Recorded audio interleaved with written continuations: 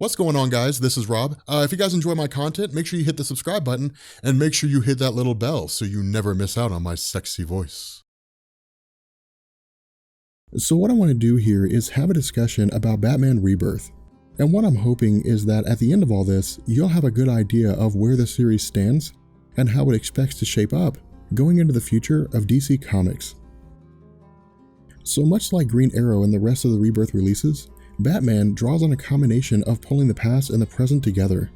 However, the difficulty of this concept comes in the idea that DC has never been straightforward about Bruce's past events in relation to the New 52. What I mean here is that where the rest of DC's lineup largely received clean-cut reboots, Batman's past continuity was left ambiguous with occasional references here and there, including Batman Eternal, which saw the return of Thomas Elliot, who referenced the pre-Flashpoint story Hush, while Barbara Gordon discussed her recovery after being shot during the pre-Flashpoint story Killing Joke. To this end, while this did offer the potential to maintain the canonicity of some of Batman's most iconic stories, including Nightfall, on the whole, the reader was left in a quagmire, being expected to believe that everything from Crisis on Infinite Earths to Flashpoint all happened in a 5-year window, while not actually being told whether it did. Now, where much of the confusion fell to the wayside in the face of Scott Snyder's run with the introduction of the Court of Owls and the return of the Joker during Death of the Family and Endgame as part of Snyder's multi-part epic, the fact remains that even if fans weren't beating down the doors of DC for answers, at the very least, some measure of cohesiveness was expected to be forthcoming, if for no other reason than to add depth to Bruce Wayne's life experiences. While fans looked to the idea of Rebirth as a way for DC to provide the answers they were looking for, instead, readers walked away empty-handed, being left with a multitude of unanswered questions and a bit of confusion.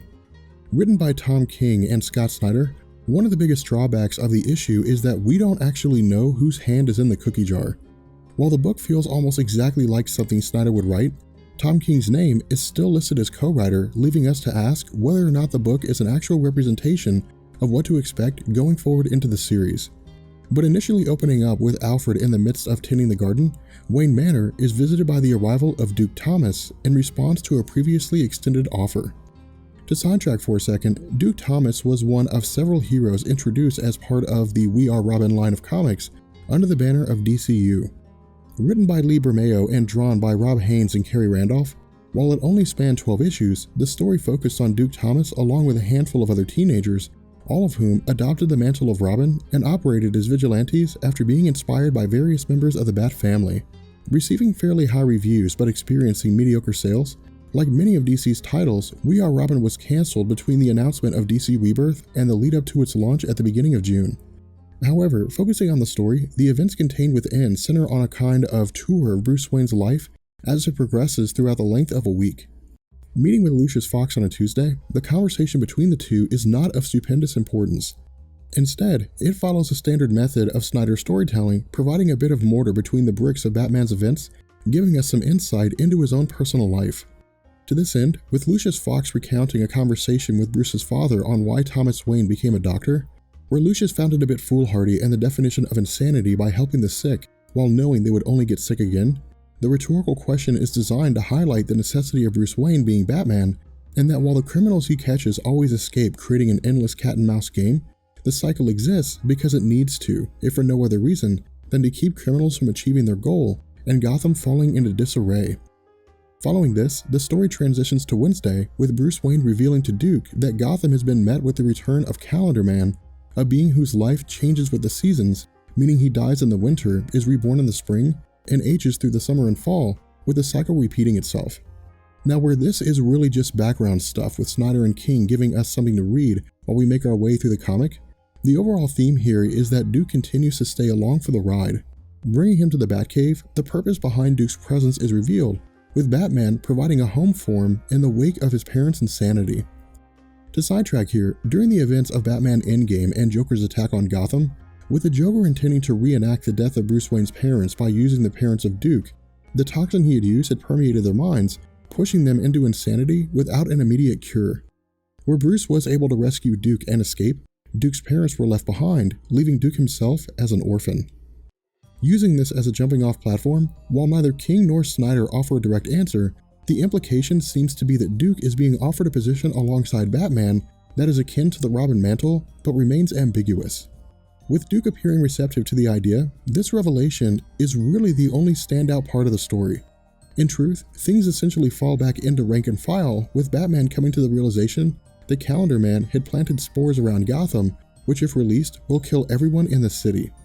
Now, as far as I'm aware, there's no real explanation available about these spores, and it seems to be designed that way. What I mean here is that because this Rebirth issue appears to be written in the form of a week in the life of Bruce Wayne, it plays on the notion of every comic being an end of Gotham scenario, and the idea that Batman is the only one who can save the day. While the story does see Batman succeeding and destroying Calendar Man's machines, as well as depicting his rebirth in the form of shedding his old body and emerging as a younger person, the events shift their focus to a conversation between Batman and Duke, with Bruce revealing that where Duke is concerned about Calendar Man returning and constantly thinking up new ideas, their roles as heroes is to meet the challenge and come back themselves equally more intelligent and capable. And so with the story wrapping itself up, this seems to reveal the shortcoming of the issue. Nothing really happens. The comic makes no reference to Snyder's Batman aside from Duke's parents during the events of Endgame. It makes no reference to the supposed death of Bruce Wayne after Endgame and Commissioner Gordon taking on the mantle of Batman, and as far as I can tell, the entire issue treats the events of DCU as if they never happened, picking up almost immediately after the Joker's perceived death at the conclusion of Endgame, with Bruce Wayne taking Duke on as a ward. So as we continue our discussion on DC Rebirth, for those of you guys that had a chance to see my episode of Comics and Coffee on Sunday, we had talked about how with Hickman's Fantastic Four and with those various videos being ongoing stories in the background of my regular videos, that I was kind of experimenting with you guys. I was looking to see how you guys would be receptive to having double videos almost every day and having stories in the background of our existing content on, character discussions and different things like that. And so what I want to do is I want to start paying a little more attention to DC, simply because it really didn't make any sense to change from Marvel Explained to Comics Explained if I'm not going to give DC some due diligence. And to be honest, I'm really just now getting around to reading a lot of the DC Rebirth content, but I'm absolutely loving Batman. And so what I want to do is basically run over this story, I guess the entire 6-part series, Batman I Am Gotham. And we're going to do one video over the course of this week, or I guess one issue over the course of this week, so you guys will get the full brunt of the experience and decide for yourselves whether or not, Batman from DC Rebirth is something that you're interested in picking up. But I Am Gotham, of course, is the official start of Batman Rebirth in DC Comics under the writing of Tom King. Now, one of the big differences here is in the Batman Rebirth #1 issue, that was basically kind of giving us a status quo. And what it was telling us is that Duke Thomas, a character who appeared as part of Snyder's run on Batman, who was the leader of the vigilante group calling themselves Robins, that he's basically been taken under the wing of Batman as the new Robin. And so at this point, we basically had several Robins. Of course, the first was Dick Grayson, the second was Jason Todd, the third was, I think, Carrie Kelly, followed by Stephanie Brown, and then I think we got into Tim Drake, but I'm not gonna swear that I'm correct about that chronology. Well, Duke Thomas comes to us as the newest Robin, and so this basically gives us a chance to see how Batman is relating to him. Now, what we do here is we initially pick up in a flight. Now, in terms of the people in this flight, they're not extremely important for this first issue, but it does give us some context. Right now, we basically have Bruce Wayne and we have Commissioner Gordon talking to one another. Now, they're talking about how there was a raid on Fort Marshall, but that somebody had basically taken off with a handful of rockets. Somebody had taken off with weapons. And the question was, well, what are they going to do with them? What's the big plan here? But even then, they're not really talking too heavily about it. And so it's just kind of like, okay, what direction are things really going in here? Because Tim King is basically playing the very slow road here. He's playing the very slow game, so to speak.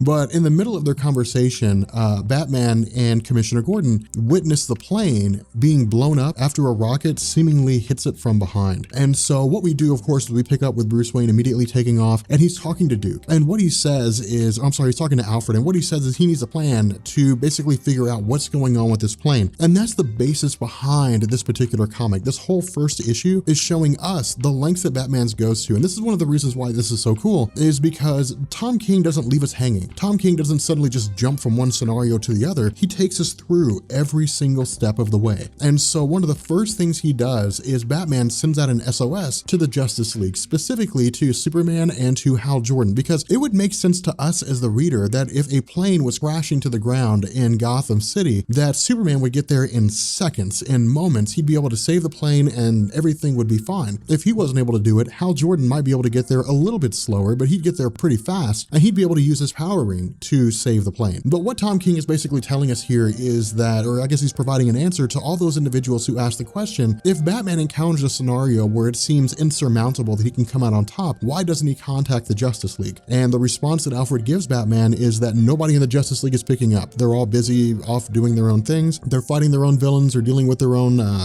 individual problems, and they're just not available to help Batman. And so this allows us to continue on with this line of thought that Bruce Wayne is going to have to be the one to save this plane. And so what he does is he starts talking to Duke, and this again is really cool because this is not something that we see very often. With Duke and Batman conversing, what Duke says is that there is a time frame here, that the plane is, I guess that the Batman himself will have to drive at about 122 miles per hour, that he will have to hit a ramp, so to speak, or hit a bridge at a certain angle, and then he'll have to take off and you'll have to jump from the Batmobile and you'll have to land on top of the plane. And so they're basically just working out exactly how this is going to happen. And again, this is really cool because usually, even with Scott Snyder's Batman, as great as it was, usually he simply just jumps from one scenario to the other. And the extent of detective work comes in the sense of Batman analyzing some little detail, but we don't really see them going over the mathematical angles. And all this really does is show us how smart Bruce Wayne is. That Bruce Wayne isn't simply just a guy that can put clues together. Bruce Wayne is a guy who has, mathematic probabilities, statistics rattle around in his head, and he's able to calculate those incredibly fast with the assistance of Duke. And so what we do here is we pick up with Batman jetting out of the Batmobile and landing on top of the plane. Now this is actually pretty awesome because he's talking to Commissioner Gordon, and Commissioner Gordon again is basically driving under this plane trying to get to where it's going to land, and to the best of everybody's estimates, including Batman himself, that it's going to land in the Tri-Corner Yards. And Batman's idea is to keep this from happening. And the reason why is because if it did, there are crowds of people there,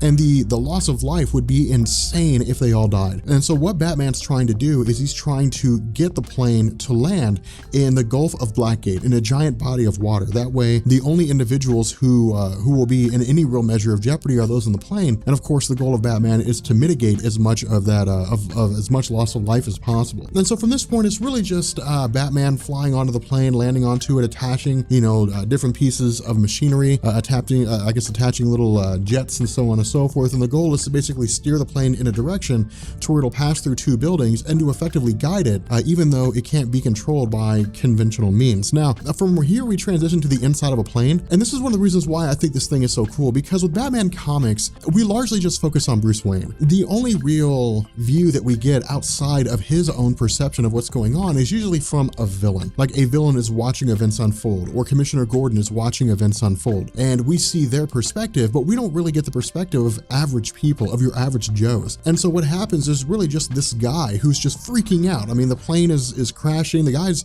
terrified, rightfully so, and he's basically saying, like, they're in Gotham City, all they have is Batman. It'd be better if they landed in Metropolis because Superman would have saved him instantly. It'd be better if they landed in, Coast City because Hal Jordan would have saved them, or Jessica Cruz, or, any number of other factors. Simon Baz, for example, probably could have saved him, but they're in Gotham City. There's a man that flies, that glides around as a bat. What can he possibly do? Because he's just a regular guy. At the same time, he thinks that, he starts saying things like maybe they deserve it because they live in a city full of criminals that have gone absolutely insane. And so this isn't really designed to point to some greater picture. This isn't really designed to point to some great big huge concept. It's simply to show that different people react to situations differently. And this is just kind of gives us a bigger understanding, or a better understanding, of how regular Joes deal with life and death in the face of Batman doing what he can to basically save their lives. And so the result here is that while Batman is attaching various artifacts, what he does is he starts talking to Duke. And this is one of the ways in which the Batman story really starts to get cool. This is one of the reasons why I think Tom King is doing such a great job writing. Bruce Wayne's perception begins to shift away from complete confidence in the fact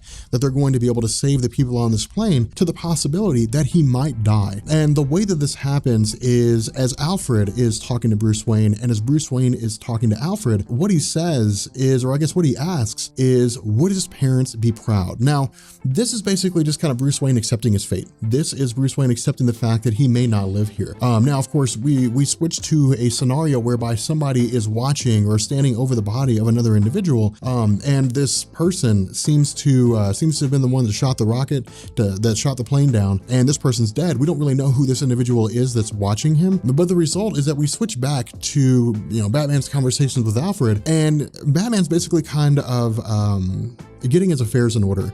He tells Alfred that if he doesn't make it, that on the off chance that he didn't survive or that some event happened that would have killed him, he prepared a guide, so to speak, a few words of wisdom for those individuals who were closest to him, the members of the Bat family, and Alfred himself. And he instructs Alfred to pass those little bits of information on to those members of the Bat family. But he also says that if something happens to him, that Duke should go train under the direction of Dick Grayson, just because of the fact that Dick Grayson is as good of a teacher as Batman will be. Now, this gives us perception of how Bruce Wayne views Dick Grayson. We've always known that Batman viewed Dick Grayson with the utmost respect, even though they've had their falling out, even though they've had their disagreements, they haven't always seen eye to eye. He was the first sidekick and he spent the most time alongside Bruce Wayne as Robin. And over the course of Dick Grayson's life, he's even played the role of Batman, a time or two. And the result is that he is as good of a Batman as Bruce Wayne will ever be. And this is really just Bruce Wayne confirming it in the comics. I mean, we've seen this before, but this is DC Rebirth. This is basically, DC giving us a perception of what to expect going forward. And so,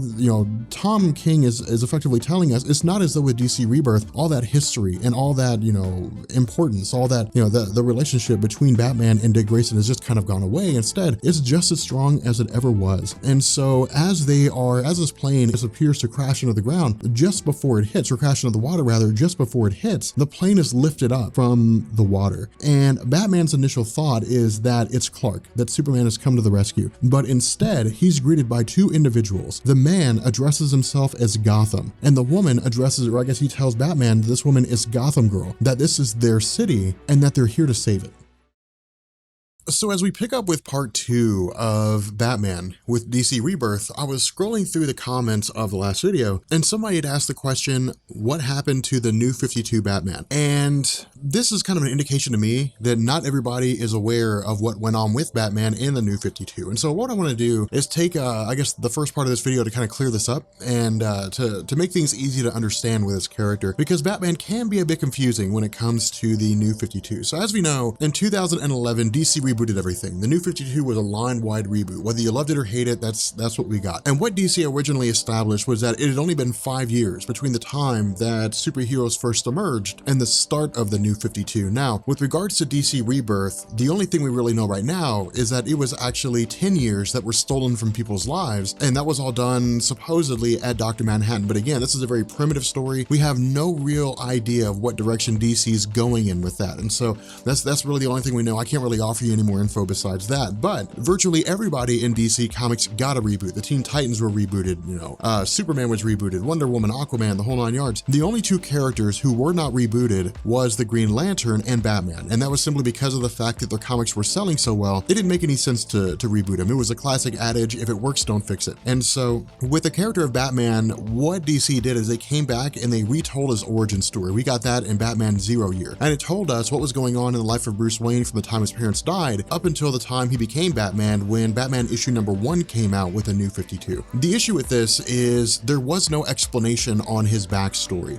There was no, or I guess not really his backstory, there was no explanation about all the stories that had happened before he was, before the new 52. We didn't know if stories like Hush had actually happened. We didn't know if stories like Nightfall, if the Killing Joke, if things like that had actually happened in the new 52. Instead, DC just left it open-ended, and they're still doing that. What DC says is none of the stories that happened in Batman's history before the new 52 actually happened unless they say they did. And so during Batman Eternal, for example, we saw the villain Hush return, and DC established that the storyline Hush did happen in the new 52. We had reference to the Killing Joke in the story of Barbara Gordon, Batgirl's own line of comics, and so we know the Killing Joke happened. And we had actually seen reference to the events of Nightfall when Bane broke Batman's back, and that was referenced. What DC is basically telling us is that that whenever they reference a story from before the New 52, that story happened in the 5-year window. And so this Batman that we're seeing right now is the pre-New 52 Batman. It's just DC's kind of left it open as to whether or not the stories that happened before the New 52 actually took place. I know it's a little confusing, it's a little weird, not really sure why they chose to do that, but the best rule of thumb to take here is that unless an event like Nightfall is referenced, unless an event like Hush or like the Killing Joke is referenced, it's best to assume it just didn't happen.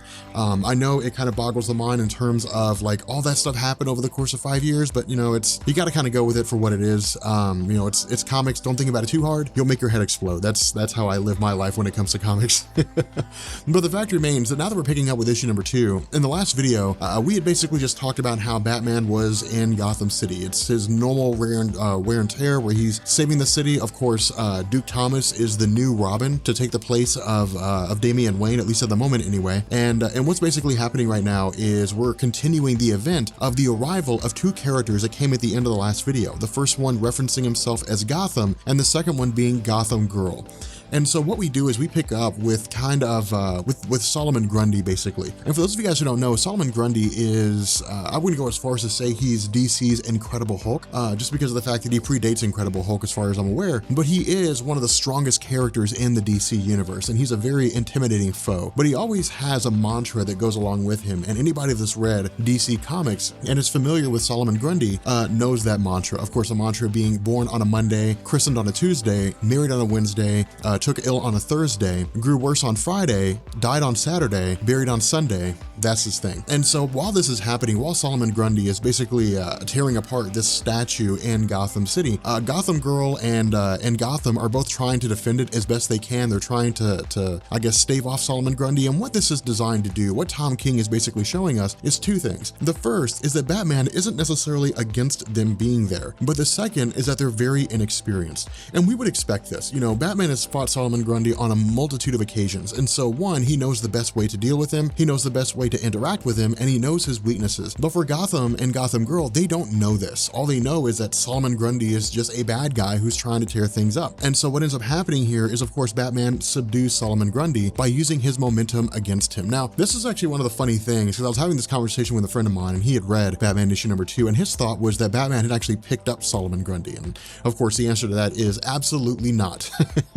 Solomon Grundy's way too heavy for Batman to lift. This is simply just an example where Solomon Grundy's running at Batman, Batman uses the momentum and flips him over onto the ground. But of course, Solomon Grundy is also someone that doesn't necessarily fear Batman, but even if it's on a base level, understands that Batman's not a guy to be trifled with. And so what Batman does is, once he has him pinned down, of course, he says that that if Solomon Grundy gets up, it's going to hurt a whole lot more. Now, this is where the inexperience of Gotham and Gotham Girl come into play. And this is where Tom King tells us Batman isn't really against them being there. Of course, what Batman says is that they were wasting too much time, that in Batman's mind, it's all a matter of calculations. It's all a matter of figuring things out. It's all a matter of knowing what's going to happen within a reasonable time frame. And he tells them that because they had wasted so much time, because Solomon Grundy was moving so fast, if Batman had not intervened, it would have resulted in the death of a homeless man. At least we presume he's homeless, but we would have resulted in the death of this man. And so what Batman says is he's been watching them, that they've been doing the best they can to keep Gotham City safe. And this makes sense because Batman wouldn't simply allow just 2 people to show up in Gotham and start acting in a superhero fashion without keeping an eye on them. Even if he doesn't necessarily intervene, he would definitely be aware of what's going on. And that's what's happened here. Batman's been watching them, and he simply says they're doing good. They're doing some very good things, but the goal is to do better. Now, he doesn't give them an actual idea of what to do on how to do better. And this is kind of a funny thing with Batman, because unless you're a Robin,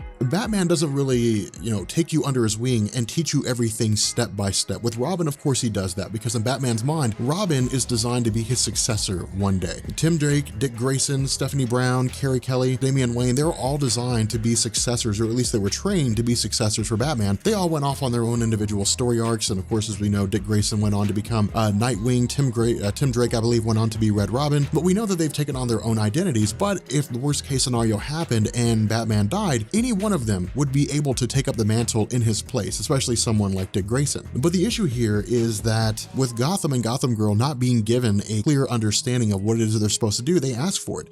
Gotham simply says, if we're not doing what it is that we need to do in order to be effective superheroes for the city of Gotham, then tell us what we need to do. Tell us how to be, crime fighters, tell us how to fight intelligently as opposed to just kind of being, you know, a broadsword swinging through the city of Gotham at bad guys. And so what we do is we transition later, and we pick up with Bruce Wayne when he is, you know, monitoring various footage, or I guess different forms of footage that he has on Gotham and Gotham Girl. And in his mind, it's kind of a tough situation because he has largely been the sole protector of Gotham for quite some time. He's had sidekicks, he's had people that helped him, but when it came down to it, we as readers always looked to Batman as the sole savior of Gotham City. But to have two superheroes here who are, for all intents and purposes, more or less a version of Superman, they may not necessarily be as strong, but they fly, they have, you know, super hearing, or I guess ultra hearing, you know, they have, you know, incredible vision and so on and so forth. They have all the feats of Superman at a, you know, to a lesser degree and of a different name. It's kind of a situation of, is Batman really even useful here anymore? If the time comes when they are trained to the epitome of what it means to be a superhero, if the time comes when they are as good as Batman in terms of being able to analyze the situation and being able to neutralize that situation, then of what use would Batman be? It would be as if Superman showed up in Gotham City and said he was going to start protecting it. But at the same time, he also realizes that sometimes he just needs help. That with the incident of the plane, that with the various asteroids and things like that, with all the different threats that had faced Gotham City, if they were beyond Batman's normal ability to take care of, that Gotham and Gotham Girl had done it.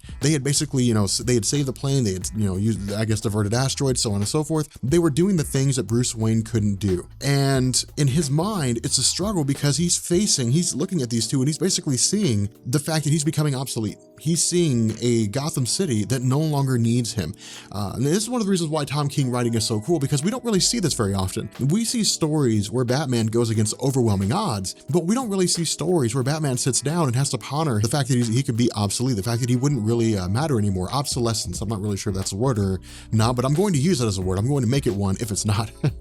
But anyway, with Alfred showing up, Alfred, of course, you know, brings us back to Earth. He brings us back to, you know, the everyday life of Batman. And that's one of the great things about Alfred in this story, is he always keeps us anchored to the present. And he basically tells us that in Wayne Manor, there was about 250 guests who were all there to see Bruce Wayne for a children's hospital gala that they've put together. And this is just, you know, of course, we don't really see Bruce Wayne go off and do, you know, perform in that gala because we don't really need to. Instead, Tom King deviates our attention to building another plot, building an upcoming set of events. And what he tells us is that with Commissioner Gordon working over, you know, staying over for about 2 or 3 hours to do whatever it is that he does in the Gotham City Police Department, that there is apparently a man who is down there waiting for him. And when this man comes up to meet Commissioner Gordon, what he says is that he is the person that set Solomon Grundy free. Now, our initial thought, or at least my initial thought when I first heard this, was that maybe this guy was just some kind of, you know, villain mastermind,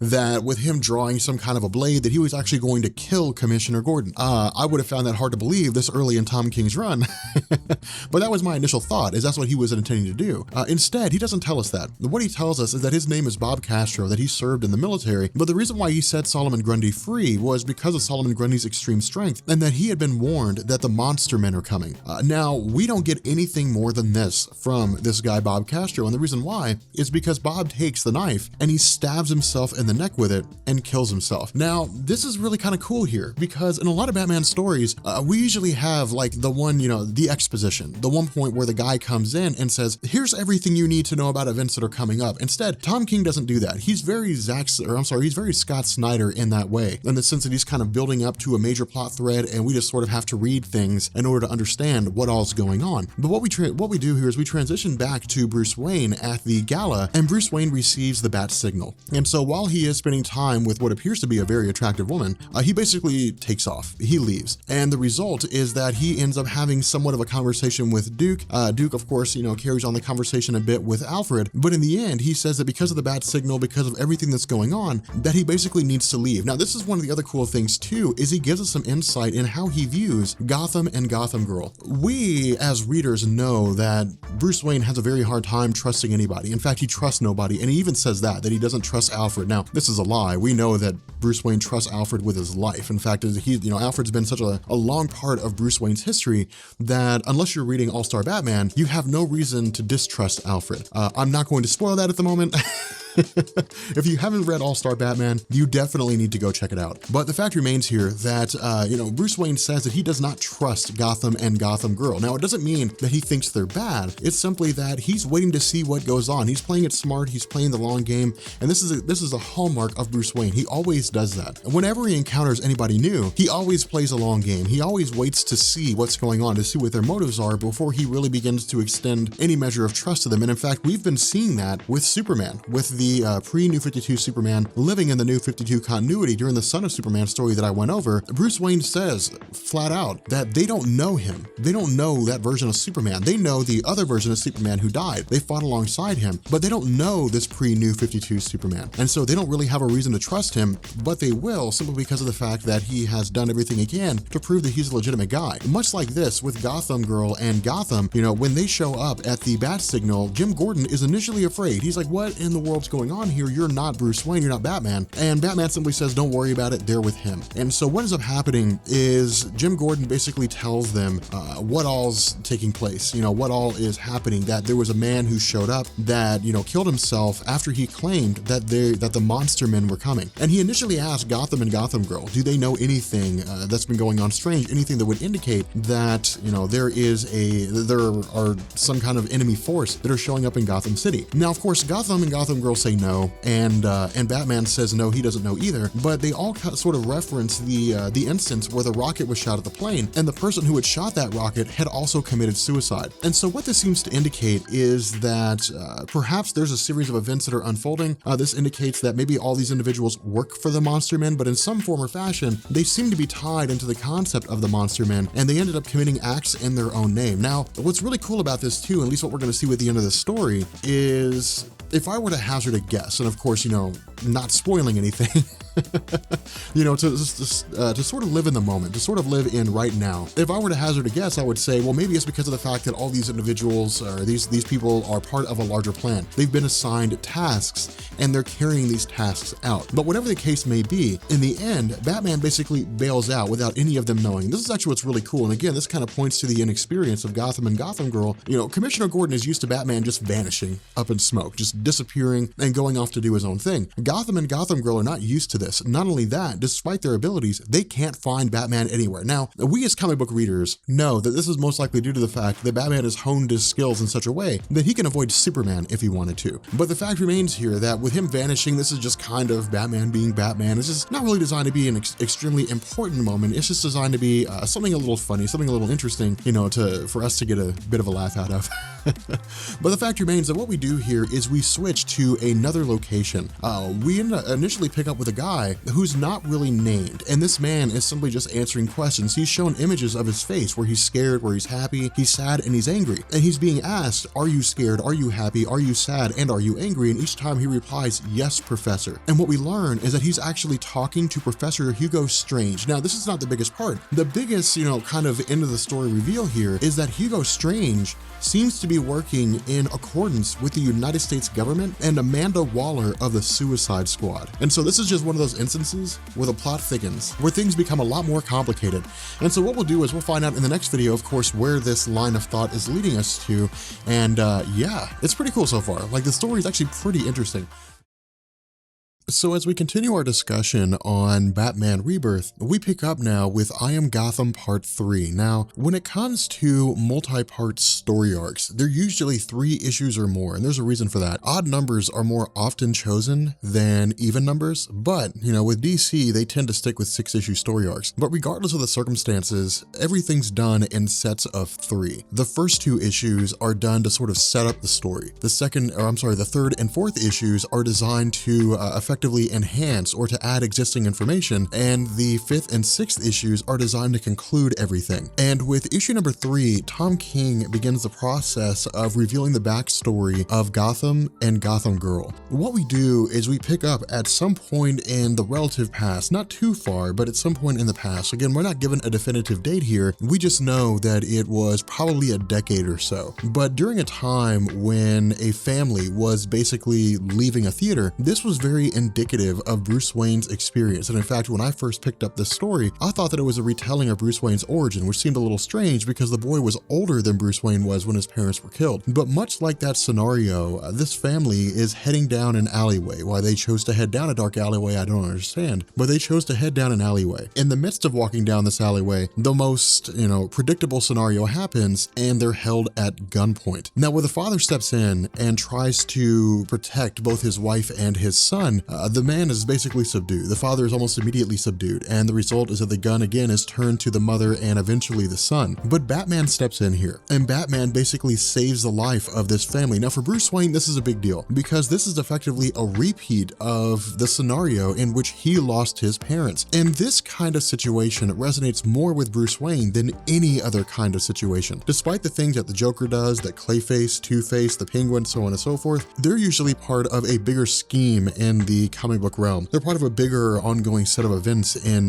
Gotham City. But things like this that depict a family being held at gunpoint in the same fashion as Bruce Wayne's family when his parents died, this strikes a chord, and Bruce Wayne immediately lashes out. But for Batman, this is also a chance for him to be the person that wasn't there when his family died. And this is what he does, as this husband and wife and son, as they're basically consoling one another, having survived the encounter, Batman tells them that it's okay to be scared. They're going to be scared for quite some time, that everybody gets scared for one reason or another. But the important thing is to learn from that fear, to learn to fight fear and to go forward a stronger person. Now, of course, what we know is that this young boy was basically Gotham, and the young girl, presumably his sister, who we'll find out here in a little bit, is Gotham Girl. Now, the connection between Gotham and Gotham Girl and the events that we just went over is revealed to us when we switch to Robinsonville and Gotham City. Now, with regards to Gotham as a whole, this is one of the big misnomers. Gotham is largely considered to be a singular place in and of itself. Gotham City does have suburbs, but it's still considered to be part of Gotham in and of itself. And so what we find is that the parents who had been held at gunpoint are meeting with a man from the Federal Bureau of Investigation. And what they're telling us is that after the incident whereby they had been held at gunpoint, that the boy named Hank had basically become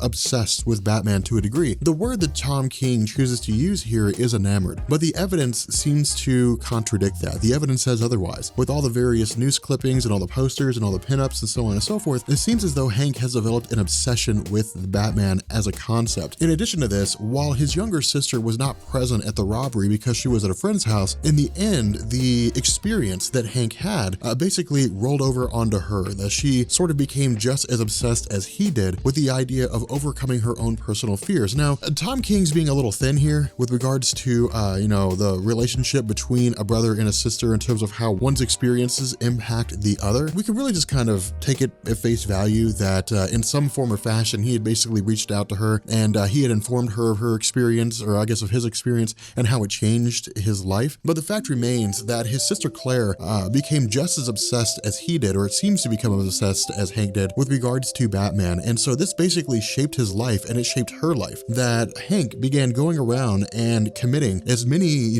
good deeds as he possibly could, volunteering, different things like that, that he began weight training, he began exercising, pushing his body to the peak of a physical experience, that both Claire and himself began to experiment with, forensic evidence, began to read about, science as much as they possibly could. And this is really just designed to say that instead of them, having some sort of guide to take them through their own experiences, instead, they followed the exact same road as Bruce Wayne, that Bruce Wayne taught himself a lot of the things that he knew. He also traveled around the world to gain a lot of these experiences, but he taught himself a lot of the things that he knew. And the result is that he proved himself to be a formidable combatant and take on the Batman mantle in full force. Much like Bruce Wayne, Hank and Claire have done the exact same thing. And in fact, like Bruce Wayne traveling around the world, they did the same. They went overseas, they did, some work in some very dangerous areas, and this went towards expanding their view of the world, but also how harsh humanity can be and how important it is to stand up for what's right, to do the right thing in virtually any circumstance. Now, the connection between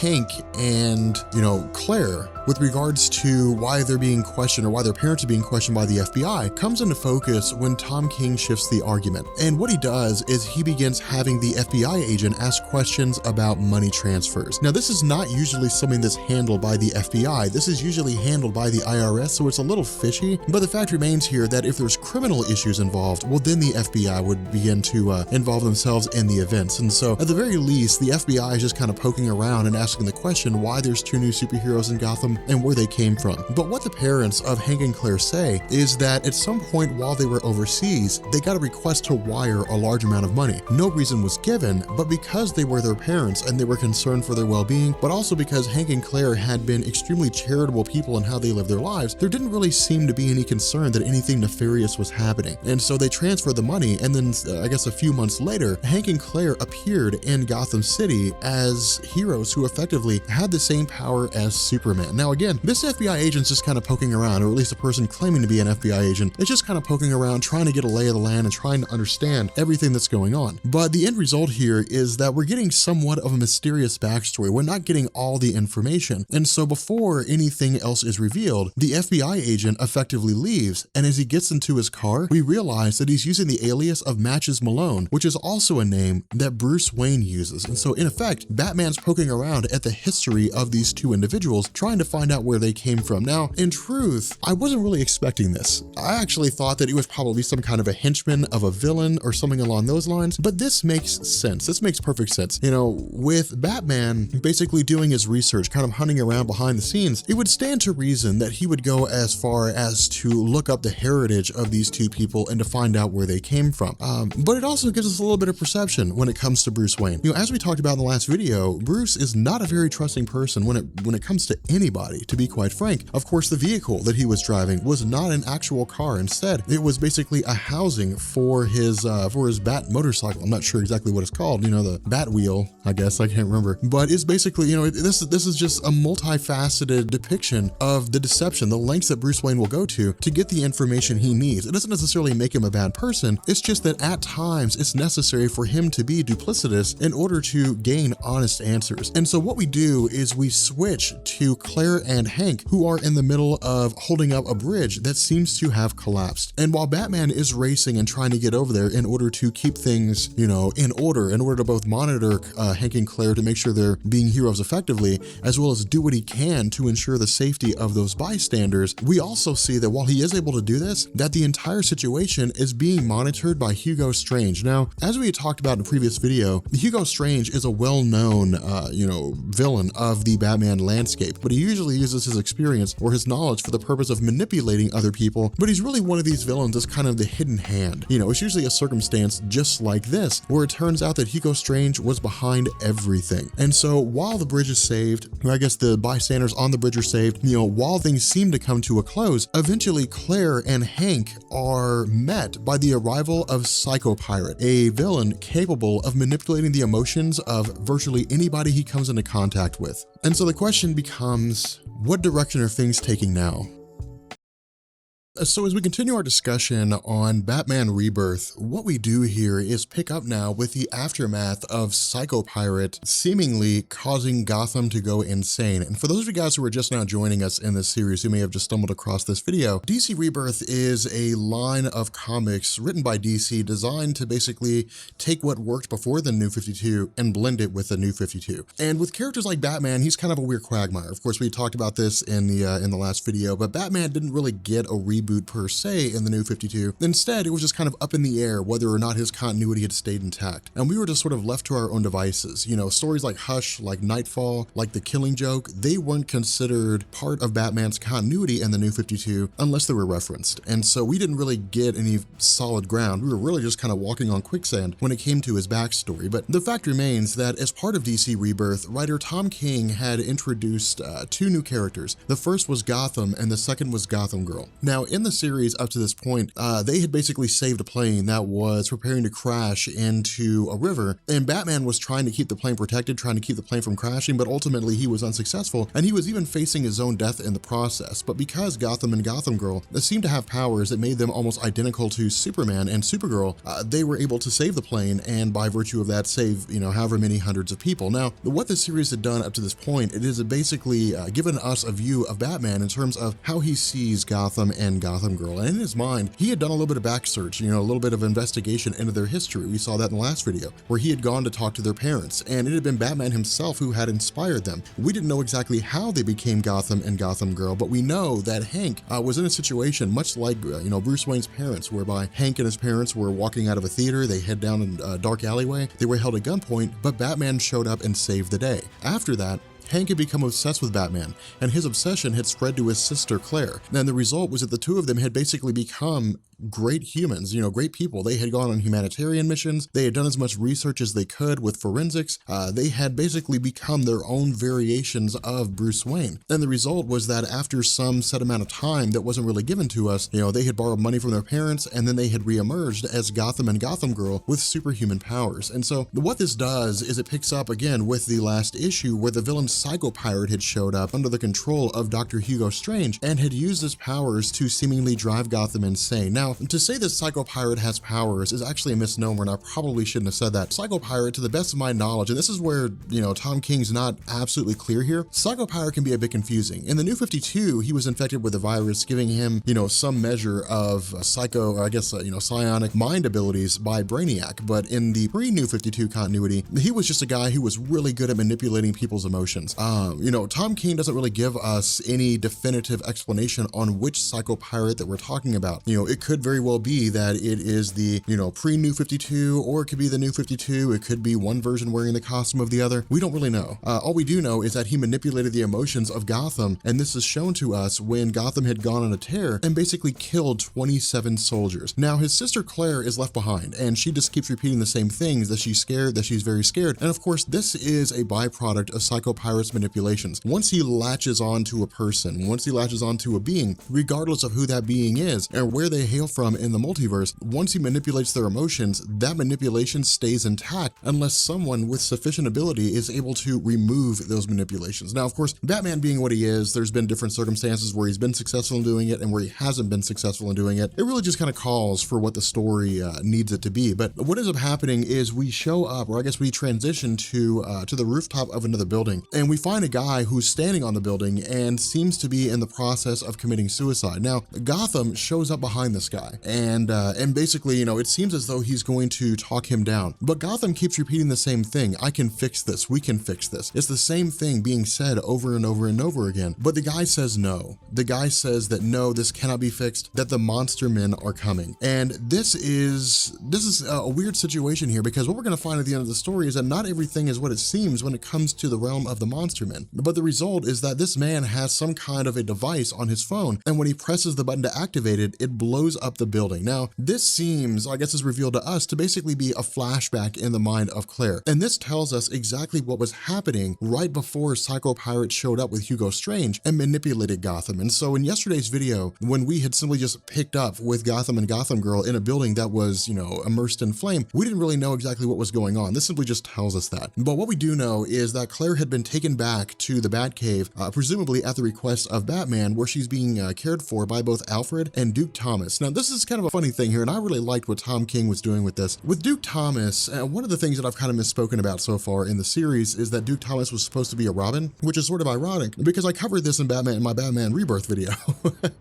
Duke Thomas is not actually supposed to be a Robin. That was a mistake that I made in the previous videos. Duke Thomas is a character that's just being groomed to be someone, presumably taking the place of Batman. That seems to be the common idea here. I don't recall whether or not Batman had actually stated that in Batman Rebirth. I'm pretty sure he did. did. I think he just simply said that Duke was being groomed for something else. But the overall theme here is that Batman, especially with the events that had transpired this far in the I Am Gotham series, Bruce Wayne is coming to the conclusion that with everything that's happened up to this point, with Court of Owls, Night of Owls, with the return of Joker in Death of the Family, Batman Endgame, Bruce Wayne's kind of coming to grips with his own mortality, that it seems as though he's basically losing his grip on Gotham City itself. And the result is that someone needs to be able to step up and take his place. And even if that's not the case, Bruce Wayne also recognizes that he's not immortal. He's not going to live forever. He is going to die at some point in time. And even if Dick Grayson is a great superhero, he's still got Bloodhaven to take care of. Damian Wayne is forming the Teen Titans. Tim Drake is off doing his own thing. Basically, every member of the Bat family has their own situation to take care of, but Duke doesn't have that. Duke was introduced during Scott Snyder's run of Batman. He is a character who led the We Are Robin team. He's basically kind of groomed himself to a degree to be the new Batman, and then Bruce Wayne's just sort of taking the next step and giving him the official training, so to speak. But what's interesting about this is that Duke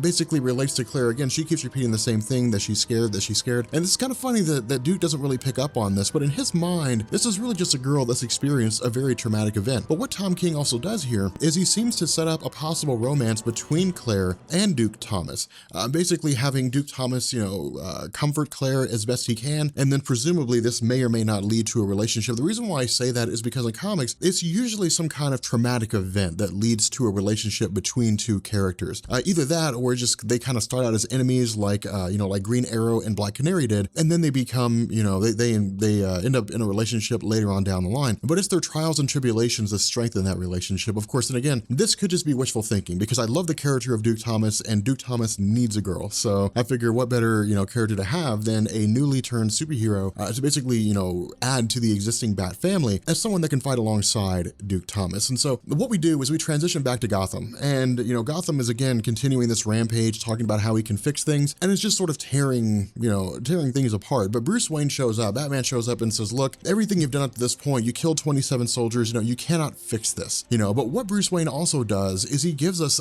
his official view. He gives us an official exposition on what he thinks about Gotham. This is cool because it's something that we haven't seen before. We've seen him poking around, we've seen him doing investigating, but this is basically the conclusion that he came to. When he first met Gotham, Gotham and Gotham Girl had saved that plane from crashing into the river, and Batman realized that they can do things that he can't.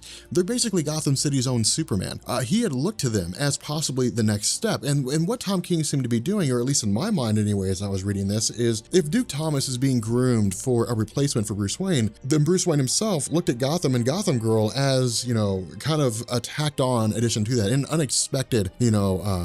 unexpected way for him to basically bolster the continuation of the Bat family, to kind of continue the legacy going forward. But the result is that Batman says that despite the fact that he looked at both Gotham and Gotham Girl as people that could have saved Gotham City in a way that he couldn't, in the end, Gotham killed 27 people. And it basically seems as though he is officially a villain, or in some form or fashion, a villain that has ulterior motives, or simply just lost his mind, became drunk with power. Now, the one thing to point out here is that Batman does not know about Psycho Pirate and Hugo Strange in the equation. In his mind, he simply just stumbled onto a circumstance where 27 people were killed. The word I Am Gotham was written in blood, and so Batman simply went by the evidence that existed at hand. But once he and Gotham begin to get into an argument, once they begin to, to discuss, I guess, debate with one another, what ends up happening is, of course, Gotham takes off after destroying the Batmobile, and Duke chimes in to Batman stating that he's found a pattern, among these soldiers that were killed. And what he says is that their dog tags, when the numbers are rearranged, when the numbers are, when the pattern is discovered, the number comes out to be 24. And what ends up happening is Batman puts 2 and 2 together and realizes that, this basically adds up to Task Force X. Now, the way this ties into Task Force X is actually really, really cool. And this is one of the things that I like about Tom King, because he basically expands on the clandestine nature of the Suicide Squad, but he's also, or at least also seems to be leading up to the Justice League versus Suicide Squad event, which would be the first major crossover of the DC Rebirth line of comics. But what he says, or what Duke says, is that after cracking the code, he came to realize that the unit in particular that was killed was the 24th unit of a military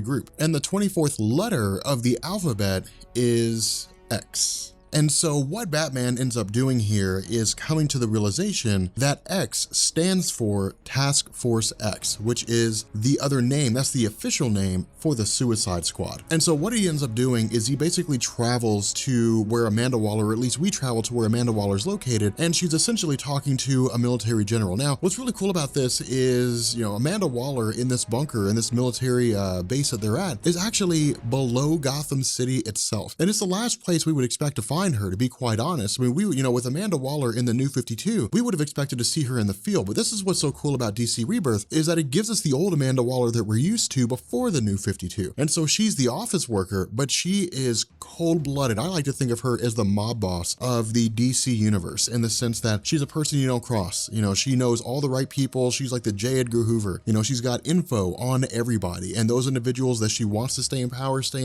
and those that she doesn't want to stay in power do not stay in power. And so while she's talking to this military general, the guy says that it's impossible for Batman to find them, that they are, miles below the surface of Gotham City. Batman will never think to look for them in Gotham City. He's got soldiers, he's got huge military grade doors that Batman can't penetrate, but all of that's wrong. And the reason why is because Batman is there.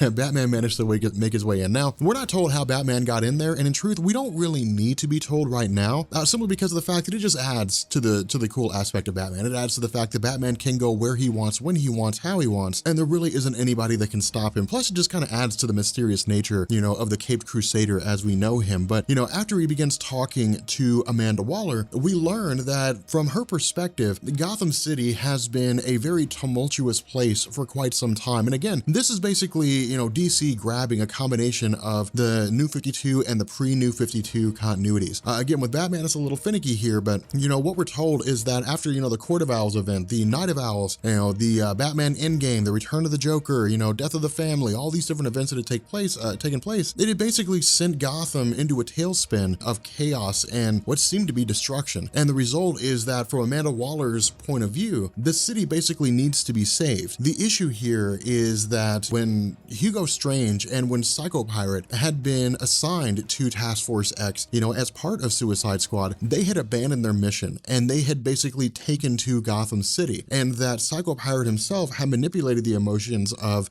Gotham and sent him down a direction of insanity. Amanda Waller had sent those military personnel to try to corral Psycho Pirate and Hugo Strange back in, back to the Suicide Squad, but because they're villains and they do what they do, they ended up having Gotham kill those soldiers anyway. Now, it just seems as though what Hugo Strange and Psycho Pirate want to do is just bring down Gotham City. They just want to instill a whole bunch of violence, chaos, different things like that. But the result is that Amanda Waller turns to Batman and essentially says that he's going to help her bring down Hugo Strange and Psycho Pirate, simply because of the fact that, one, Batman wants the city saved, and two, Amanda Waller will not abide people who abandon their role in the Suicide Squad. She will have them killed if it comes to that. And so what's also really funny about this is one of the things that I really love about the pre-New 52 Amanda Waller, is she simply says that she's only going to help Batman do this if Batman says please. And this is what's so cool about this, because Amanda Waller is literally telling Batman, like, you have to ask me to help you, not because formalities, but because I just feel like seeing you beg. And that's what's so cool about this, is because you don't screw with Amanda Waller. And it's super cool. You ask any DC fan,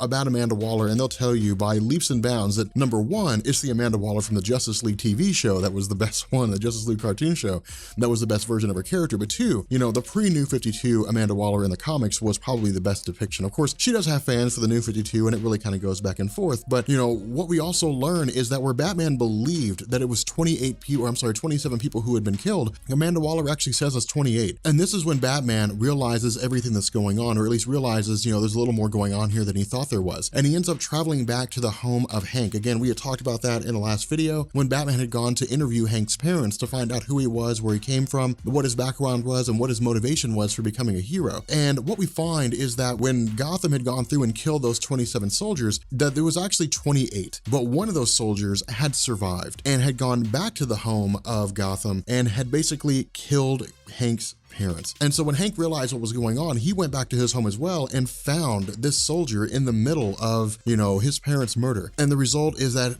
Hank is basically freaking out. He's losing his mind. And Batman tries to talk him down. Batman tries to says, no, you can still turn back. You can still stop this. You can still set things back to normal. But Hank basically throws Batman's words back at him and says, no, you cannot fix this. You can only make it worse. And instead, he kills the soldier, casts Batman aside, and then takes off with the intention of destroying Gotham City. Now, again, we're still, we're a couple issues away from the conclusion of this story, so we don't really know the bigger picture here at the moment. We don't know if there's a much bigger role that Hugo Strange and Psycho Pirate are playing here. We simply don't know if they just want to destroy things. We don't really know everything that's happening. But what we do know is that this is going to lead to a pretty significant battle.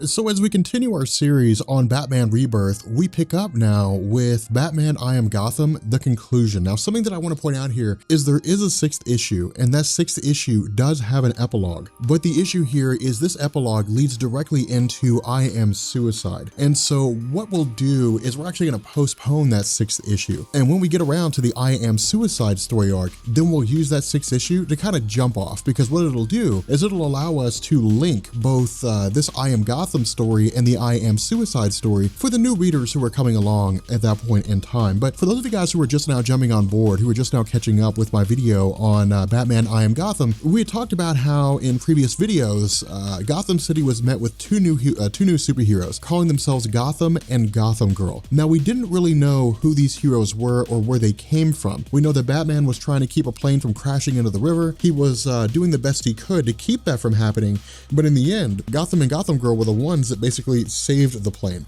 And so from Bruce Wayne's perspective, he didn't initially trust them, but because their first impression on him was that they were acting as heroes, he decided to let them continue without challenging them and basically learn more about them. And this is what he did. He actually went to their home, and once he figured out who they were, and began digging into their history. And what he learned was that when Hank was a child, the name of the guy Gotham, Hank had basically encountered Batman when Hank and his parents were held at gunpoint by a robber in the same fashion that Bruce Wayne lost his parents. And seeing what was going on, Batman had intervened, and he had basically saved the life of Hank and his parents. But because of this, Hank had become obsessed with Batman. Now, something to point out here is that Bruce Wayne's interaction with Hank wasn't necessarily long. It was simply that Bruce had said that that what he was feeling at the moment was fear, and that it was okay to be scared because everybody gets scared.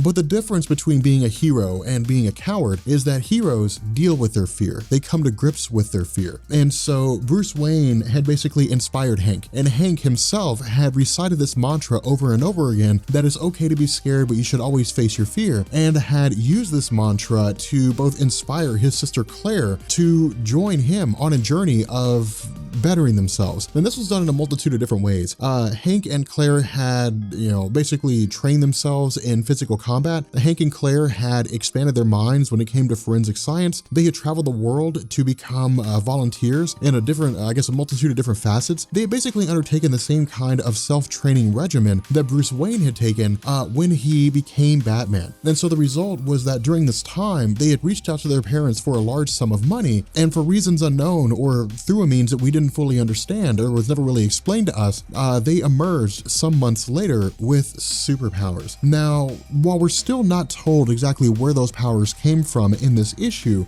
what we are told is exactly how it works. And what happened is that in the last issue, because of the fact that Gotham had been manipulated by Psycho Pirate, a villain that had the power to manipulate the emotions of people, Psycho Pirate had basically screwed with Gotham's mind and ended up putting him in a situation whereby he had an irrational hatred for Gotham. This was, or I guess Gotham City. This was compounded by the fact that one of the guards, one of the soldiers that Gotham had killed, had gone back to the home of Gotham and murdered his parents. And so because of these manipulations sort of fed in on themselves to where Gotham had a hatred of the city, and then he had a hatred of the people in the city because one of them killed his parents. He didn't realize that he was the cause of his own problem. And so the result here here was that he began traveling back to Gotham City in order to lay waste to it. And Batman had intended to stop this, but because of the fact that Gotham had fought Batman directly, the Batmobile was destroyed and Bruce Wayne was left several miles outside of the city without an immediate means of return. And so what he does is he asks Alfred to basically intervene on his behalf to buy some time. Now, of course, Bruce Wayne doesn't actually expect Alfred to fight as Batman just because of the fact that Alfred does not have the combat skills to pull that off, but he is successful in buying time. He approaches Gotham and claims to be Batman, but because Gotham has various powers, he immediately sees this bluff. But in the time between when Alfred was bluffing and when Gotham calls it,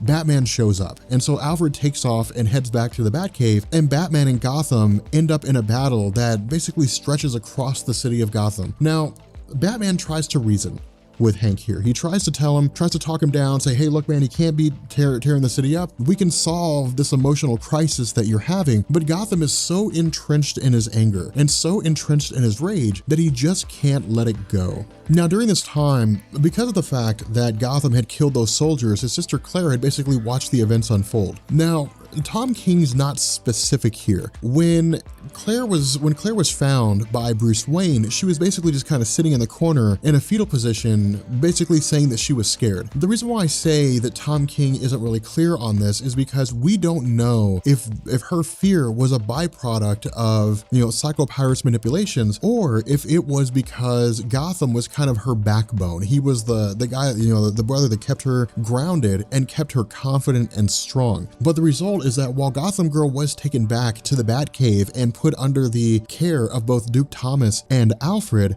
she's watching the events unfold both on the news and through various, camera devices that Batman has around Gotham City. And so in the midst of this conflict, because Gotham City is being laid waste to in such a capacity, Duke tries to reason with her. Duke tries to talk to her, but she doesn't really want to do any of that. She doesn't really want to talk to anybody. And so what Batman says is, with everything being as chaotic as it is, because of the fact that he cannot handle Gotham on his own, he tells Alfred to get a hold of the Justice League. And that's exactly what happens. In the intervening moments when things are kind of going chaotic, when Batman's holding off Gotham as best as he can, the Justice League shows up here. Of course, we have the pre-New 52 Superman, we have Wonder Woman, we have Barry Allen, we have Jessica Cruz and Simon Baz, the Green Lanterns of Earth, and Cyborg and Aquaman. Now, what's really interesting about this situation is the Justice League is a formidable force in and of themselves. I mean, they're really the cream of the crop when it comes to DC's earthbound superhero team. And of course, with regards to Superman, sometimes Wonder Woman, and especially Simon Baz and Jessica Cruz, some heroes who operate beyond the planet Earth, or who have the potential to operate beyond the planet Earth. We would expect them to easily be able to subdue Gotham, but this is not the case. Gotham not only overpowers the Justice League, he overpowers Superman. Now, this is important because this is basically Tom King telling us how powerful Gotham is. In the New 52, the New 52 Superman that we saw when the, reboot first launched was weaker than his pre-New 52 counterpart. But when the New 52 Superman was killed and the pre-New 52 Superman took his place, we saw the stronger of the two Supermen emerging. This Superman that we see here is the pre-New 52 Superman. He's the strongest version of Superman, in the post-Crisis on Infinite Earths continuity. And Gotham is easily able to overpower him. Now, we didn't initially know what the basis behind this was, if it was simply because his power were just that much more advanced, or if there was something else going on. But this explanation is given to us by virtue of Claire, of Gotham Girl herself. And what she says is that they basically bought their powers. Now, again, we're not given, an explanation on where these powers came from in the story or where they bought them from. We're simply just told that they bought them, and that the powers they bought were super strength, invulnerability, ultravision, but the use of these powers and the limit of their powers was relative to their life. And what I mean here is they basically sacrificed years of their life for higher levels of power. And so there was no limit to how strong they could be. There was no limit to how strong Gotham Girl or Gotham could be. There was no limit to their invulnerability. There was no limit to,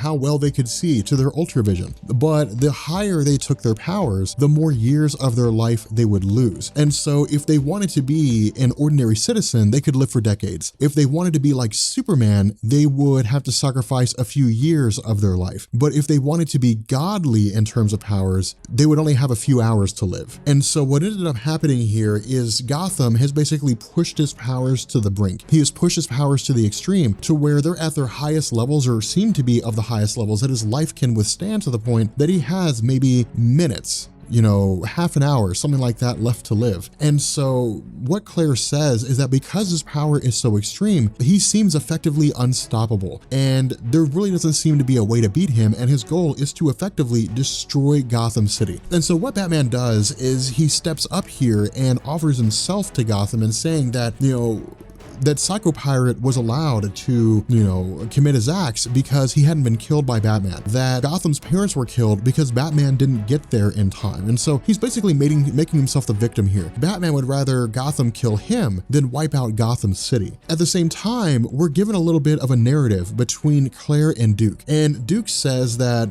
Batman's mantra is always, it's okay to be afraid, but you have to face your fear. Now this strikes a chord in Claire, because from her perspective, this was not a quote that she heard from Batman, it was a quote she heard from her brother Hank, who of course got it from Batman. And so this is again basically, clearing up the discussion earlier about how we said where Tom King wasn't really clear about, Gotham Girl saying that she was scared. This seems to indicate that Gotham was kind of her backbone. He was her foundation for the confidence that she had. And the result was that this was rooted in the idea that Hank would constantly comfort her in saying it's okay to be afraid, but you have to face your fear. The result is that once she learns that this was basically Batman, that Batman was the one that had inspired her to become a superhero by virtue of inspiring Hank, she immediately takes off to confront her brother. And so for a fraction of a moment, in order to basically keep from killing herself, Gotham Girl puts her powers to the extreme, and in the process of doing so, ends up killing her brother. And that effectively wraps up the story. That sort of brings things to an end. To be honest with you guys, this story was kind of interesting to me. It really seemed like Tom King was using this as a platform to introduce a new superhero in the form of Gotham Girl. I enjoyed it for what it was. I felt like the conspiracy of the three Jokers really should have been the first story arc to kind of bring us in, but it also feels like that would be a trump card, just because that's the one thing that a lot of people are really looking forward to. A lot of people want to know about the history of the three Jokers, the conspiracy of the three Jokers, and maybe it would have been introducing that in the beginning would have just been too soon. Maybe it was something better suited for 2 or 3 story arcs down the line, which seems to be what DC is going for. All right, so continuing our discussions on DC Rebirth, we pick up now with I Am Suicide. I kind of miss the old intro. So what I want to do here is have a discussion about I Am Suicide. This is actually really cool. This story is, Tom King, dude, this guy's kind of crazy. With Vision, it was crazy good. With I Am Gotham, it wasn't really hitting the mark. With I Am Suicide, I'm impressed. I mean, this is a good story. This is a really, really solid story. And I think it really speaks volumes to the way that he uses characters, right? Because in comic books, there's all different kinds of characters out there, and a lot of people use them in a lot of different ways. But the mark of a really good storyteller is a person who can use a character in a way that was just never really used before, a way that we never really thought to use them before. And what I'm talking about here is actually the relationship between Psycho Pirate and Bane, and we'll actually get to that here in a minute. But what this does is this gives us a little bit of a rehash with regards to Bane's origin story in DC Rebirth. Now, I do have a video on the origin of Bane as part of DC Rebirth, and you guys are welcome to check that out. You'll find the link down in the description. But again, it really just kind of refreshes us that Bane basically spent a large majority of his life in Santa Prisca prison. He escaped for a while, but it also confirms the events of Nightfall in Batman's continuity. Now, this has been confirmed already. I mean, Bane had already reappeared. I think it was part of Batman Eternal. I know that was Hush, but I actually never really read through Batman Eternal. I'm just kind of going on some of the videos that I think Benny made. But with Batman's continuity, and I actually want to talk about this for a second because a lot of people have expressed confusion on where things stand. With Batman's continuity, it can be a bit confusing. So when the New 52 launched, because remember, the DC Rebirth event is basically still the New 52 continuity. When New 52 launched, Batman got, a retelling of his origin in the form of really, Batman 0 Year. But the question a lot of fans had is, if according to New 52, it's only been 5 years since superheroes first showed up on the scene, then what does that mean for Batman's history? What does it mean for events like Nightfall and events like Death in the Family and the Killing Joke and all that kind of stuff? And DC basically said, well, everything in the history of Batman happened in 5 years. And so it really, it strained credulity. DC Rebirth has actually come back and said, well, it's actually 10 years, not 5. But we still have yet to see how DC Rebirth will expand into the overall larger DC continuity and how it's all going to come together. So again, there's a lot of questions that exist there, and there's a lot of things that still need to be answered. But at the very least, again, this kind of reminds us that Bane is a guy that did fight Batman. He did break his back during Nightfall, and so the two of them do have history together. More so than that, Psycho Pirate is not just a villain like that, and that's why I say things are kind of cool here. Now, we don't know if this is Roger Hayden or if this is Charles Halstead. I think it is. I was actually talking to Sal and I was talking to Joel about this in the Weekly Pool chat, because I was trying to figure it out. I was like, which one is it? Is it, DC's never really said, and it doesn't really matter in particular, I don't think. But historically speaking, the Psycho Pirate's always been a guy that had the ability to manipulate the emotions of others to basically make them feel certain emotions. So he can make a person feel fear, he can make them feel anger, happiness, sadness, so on and so forth. But he was always a guy that did this for, his own particular crimes, or maybe he would go against some super powerful being or something like that. In this story, Tom King basically turns him into a drug. And it's really, really cool because Bane is literally just kind of recounting, going back and more or less giving Psycho Pirate his backstory and talking about the pain and torment that he feels over the course of the failures that he's had in his life. When he was basically forced to live in Santa Prisca because of his father's actions, when he was forced to experience the death of his mother, when he had been defeated by Batman after defeating him, all these things, all these experiences in his life has just kind of sent him into an emotional freefall. And so he basically uses Psycho Pirate to make him feel better. He tells the Psycho Pirate, tell me that I'm happy, tell me that I'm brave, tell me that I can always stop. And so instead of being addicted to like Venom, the drug that basically gave him super strength and so on, it's really just him being addicted to the emotional feelings that Psycho Pirate can engender inside of him. Now from here, we pick up with Gotham Girl, because keep in mind, throughout most all of Tom King's run, following the events of I Am Gotham, where both Gotham and Gotham Girl were introduced as a brother and sister superhero duo, where Psycho Pirate had manipulated Gotham into basically losing his mind, becoming a bad guy, and then eventually it took the whole Bat family to kill him. Gotham Girl was manipulated to feel extreme fear, and that's never really gone away. She's never really gotten over that. She's been able to temporarily get past it, but it was very much like Jessica Cruz, when she was introduced. She was just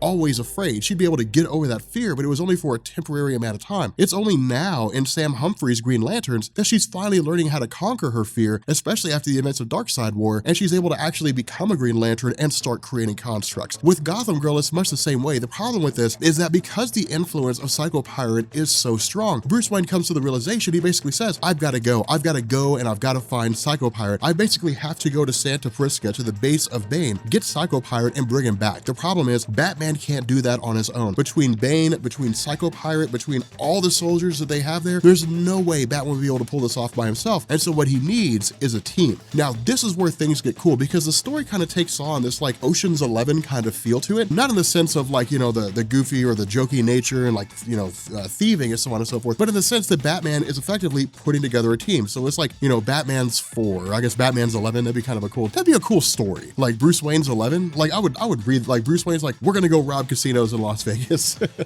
I would love that. But the first person that he picks up traveling to Arkham Asylum is Ventriloquist. Now this guy, Arnold Wesker, is probably like, he's the queen on the chessboard. He's the most, I guess not really the most important, but the most powerful piece with regards to the plan that they're going to have going on. And the reason why is going to become apparent as we get to the end of this. But Arnold Wesker is a guy that DC really toys with. The reason why the whole relationship between like Woody, the puppet, and the ventriloquist Arnold Wesker was so cool, and the reason why he's always been kind of a mainstay as a villain in DC's comics, is because of the fact that DC walked the line. We always kind of knew he had multiple personality, but there were some writers who wrote stories about him where there were times where it seemed like Woody was real, like the puppet was actually real, and Wesker was just doing what the puppet wanted him to do. Being able to give the puppet life really changed everything. So because of that, it added a whole bunch of different effects. More so than this, some of the other people that he picks up, of course, is actually a girl named Jewel, a guy named Bronze Tiger, and then another guy named Punch. Now, of course, Bronze Tiger, a lot of people are pretty familiar with him. The story as it's given here is pretty self-explanatory. He more or less suffers from delusions of grandeur, but he's still a very capable fighter. Not only that, of course, Batman's like, look, you're a little faster than I am. I need you on my team for this mission that we're going to go on. But Jewel and Punch are actually a little more intriguing here. Of course, with Batman being accompanied by Commissioner Gordon, Jewel is a girl who's basically been stuck in a catatonic state. Now, the introduction of Jewel and Punch actually came out of the possible cancellation of the Joker, and a lot of people don't know that. Back in the 1960s, it was entirely possible that because Batman's comics just weren't selling and the Joker wasn't doing well because of the Comics Code, DC thought about like killing his character off. But what they needed was a more tamed down version, but still entertaining equivalent of the Joker. And so in 1967, I think it was a Captain Atom comic, they introduced Jewel and Punch. Now they were like the Joker Harley Quinn. They were like a one-two punch combo when it came to being silly and being nonsensical. Of course, it was like the Joker and Harley Quinn about 30 years before Harley Quinn. But the fact remains here that they were basically nonsensical. They were slapstick. Jewel has these jewels that allow her to use different abilities, energy projection, manipulating emotions, and so on. These guys have their own little gadgets, their own little tricks. But what we learn here is that with Jewel having been in a catatonic state, that Commissioner Gordon is not Commissioner Gordon. Instead, Commissioner Gordon is actually Punch. And what Punch had done is he had come to the realization that if Jewel was within Arkham Asylum, a time would come when Batman would basically go to see her for whatever reason, for information or something along those lines. And when that time came, he was basically going to be at his side, disguised as Commissioner Gordon. Now, of course, Bruce Wayne picks up on this almost immediately, but allowed it to go through. And the reason why was because he looked at Punch and said, "It's astounding the lengths that you will go to rescue this woman that you care so much about. You literally tricked the entirety of the Arkham staff. You broke into an insane asylum in order to rescue the woman that you love." And he says, "I need a person that has skills like that." Now, the last person that we pick up with, and this is why when the story first launched, when I Am Suicide first launched, it was a huge deal because everyone thought this was the Joker. The story initially started off, or I guess this conversation initially started off almost exactly like the Killing Joke. I've been thinking lately about you and me. That's how the Killing Joke started off when Batman first encountered the Joker in the story, the conversation that they had. But as, Batman's talking to this person and begins to undo the mask on their face, we learn that it's Catwoman. Now, the reason why she's here is because she killed 237 people, and we don't know why. Now, of course, we actually figure that out, or at least we're told what it is here in a second. And the story behind this is actually really kind of cool.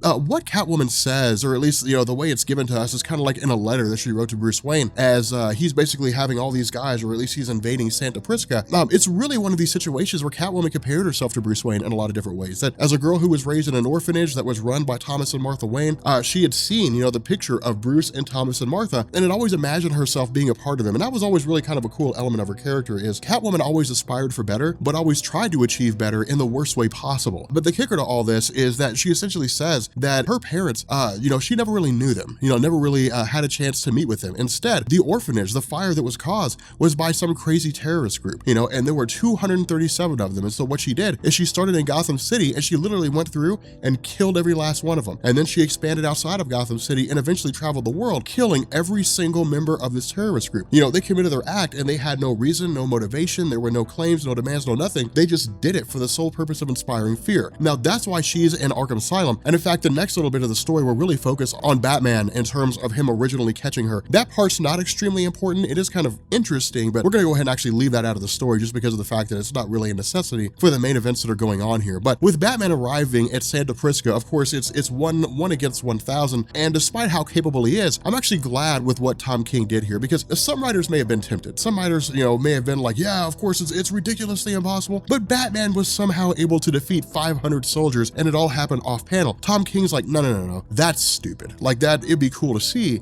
but there's no way. Even the most staunch of Batman fans would just be like, I don't know about that, man. I love Batman, but he's not going to defeat 500 people with automatic machine guns. It's not going to happen. And so, of course, Batman is effectively taken prisoner. Now, he's brought before Bane himself, and the kicker about all this is, remember, Bane is not using Venom right now, so he's not using the substance that allows him to take on this extreme strength. And in fact, during his conversation with Bruce Wayne and with Batman, he basically tells him this. He's like, I'm not using Venom right now, so I can't defeat you as easily as I did the first time we met when I broke your back in Gotham City. But he says I could still break your back. And that's exactly what he does. He breaks Batman's back. And so what he does is he basically takes him, drags him down to the same prison cell that Bane himself had spent so much time in, and then just kind of leaves Batman there.